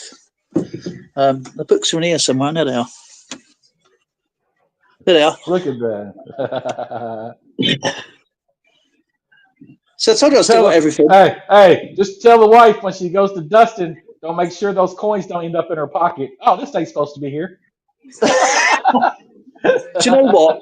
She, my missus is actually really supportive, and I tell you, the stuff she gets is like really old stuff. So she must. So dealing with you, does she drink a lot? Only coffee. Think I'd need to. That's another collections I collect. Is these seal cards. I mean, I've had 3 cups of coffee since I've been on here. I've had one. But do you remember these seal packs? Dallas, chips. Oh, yeah. They've still got the gum in them. Oh, God. I used to watch those shows when I was a kid. Yeah, me too. I love them. Rocketeer, Black Hole, Mork and Mindy, Supergirl. Nanu. Nanu. In the egg. Some silver stuff up there. My Only Fools and Horses collection. That's my favourite TV show. Funny as hell because it reminds me of growing up. My Batman stuff. I'm Batman. Some Hot Wheels. I got loads of Hot Wheels. I got a whole stack of Hot Wheels here.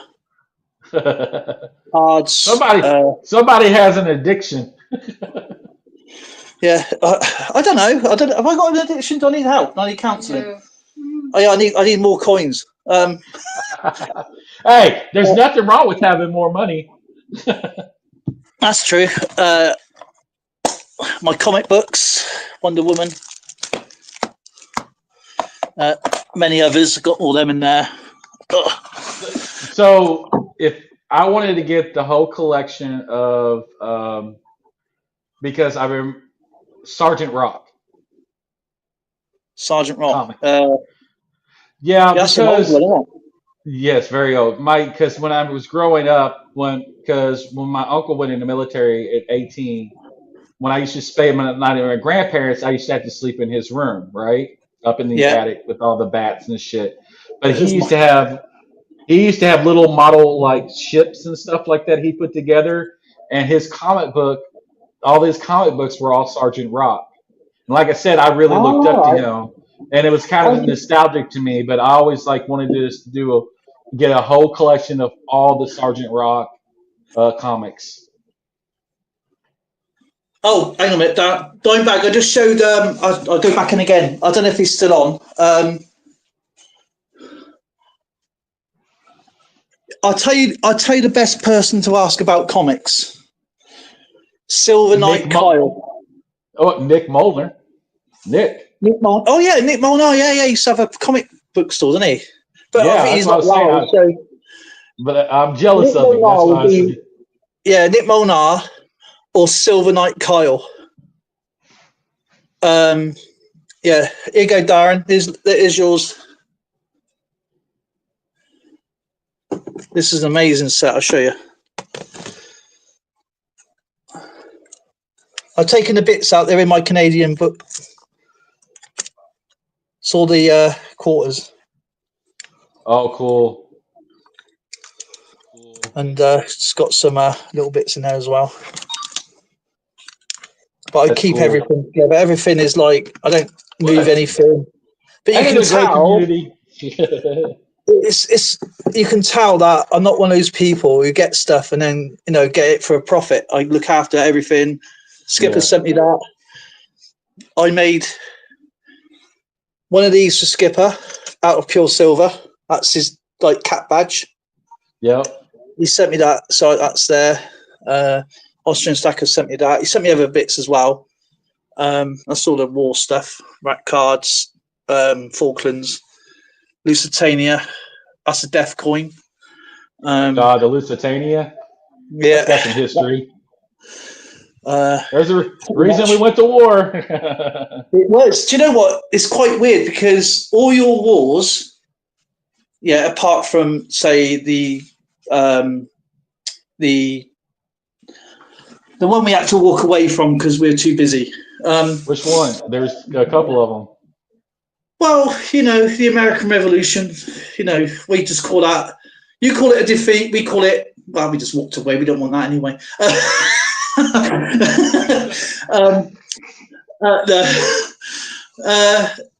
Let's not go there. No. We're still friends, we're still cousins, a special relationship, as they say. But no, I think America's a fantastic country. It's full of culture. There's so much we can do over. Obviously, I've been over there but I only went to Texas, went down to the West End. People treated me nice. You know what I mean? It was great for me. Yeah.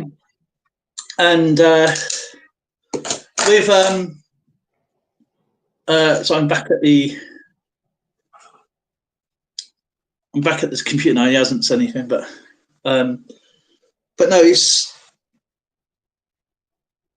Do you get these people who come in and they just go after the giveaways and it's just purely for self gain? Yeah.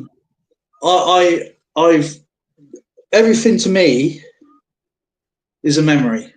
So I've got every note. even there's another chap who he's an ex-veteran as well. He lived in a veteran thing, and I said, it's the wrong one. 1 second. Robert Mims, and I sent this out to him 4 or 5 times. Yeah, and it kept coming back. And I found out that he sadly passed away. So I've kept it sealed for his memory. I always write tokens. There's not lots of stuff in there, but it's completely sealed. Yeah, and I've never opened it since. And that was going back in 2021. Wow. Because we've lost so many good people, dude. Oh, it's been amazing. It's been an amazing, crazy time because I don't treat people as like YouTube or they're just a channel. I treat them as a person because as a person I never ended up. And they're kind enough to go out their way to send something, and they didn't have to, and always be grateful for that. And as I said, I showed you, I kept the box as well. A lot of people don't even keep the boxes. Yeah. But I keep everything. Mine's Elliot, but I said no, it's my memory. It goes with that. That's part of the parcel. And the letters, the envelopes, I got them all. Not because it's about addresses. It's about because that's a part of Texas. That that's came from that part of the USA, or that's come that part from Canada, or that's come part from Japan, or you know what I'm saying. So so I can go back and say, oh yeah, like Rico, I know he's from Australia. And I said, look, that's come from that town in Australia. I've never looked up an address. I wouldn't want to do that because that's private, But actually, I'll turn this camera around so you can see it's me. Hang on it. I don't know. I can't remember how to do this, man. I mean, as I say, I've been doing a load of videos, but I have.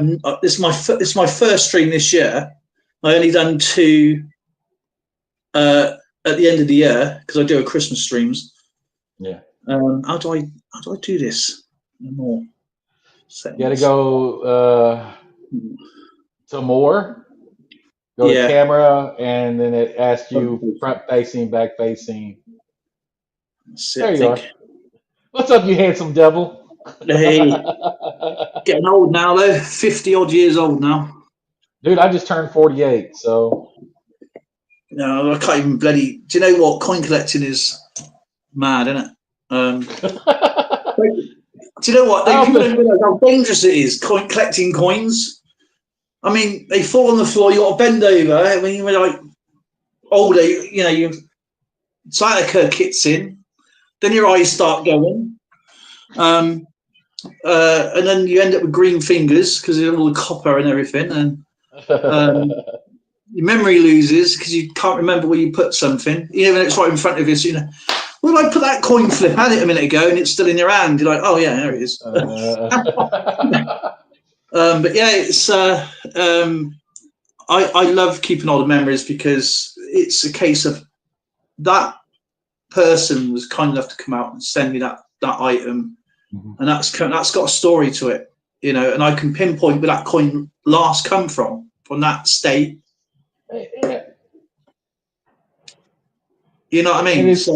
It's like living memories. Yes. I mean, it's just like when this gets passed on. And it's one of those things too. It's just like the effect we have on other people's lives. We don't think it's nothing, and it's just amazing. Like I said, when I got left those knives and stuff like that, custom handmade stuff. That took them with blood, sweat, and tears getting made, and everything else, and those things. I mean, that's why I always be kind, be nice, be generous to people, because no matter what you say or do, you have effect on people's lives, and even though you might not think so, and just one little kind word can change the outlook and projection on somebody's life that you have no clue that you were a part of or anything. I've seen a lot of people change on this over the last 5 years. Change for the worse. Change. I mean, I mean, I'll tell you what. I'll shut the live stream down and we'll go private. All right. Okay. I say thank you to everybody who's come out tonight. I appreciate everybody. Thank you so much, and it's awesome. I'm sorry I didn't get to see but I haven't seen this gentleman for over 2 years, and it's like meeting you're old. If you lost your leg, you found it again. You walk around in circles for 2 years. Because I'm the one with I'm the leg with the bad knee too, by the way. Oh, is that why I cut it off? But no, I'll just go private and then I'll give you a chat. I'll have to go over here because I so stupid at StreamYards half the time. I think. What is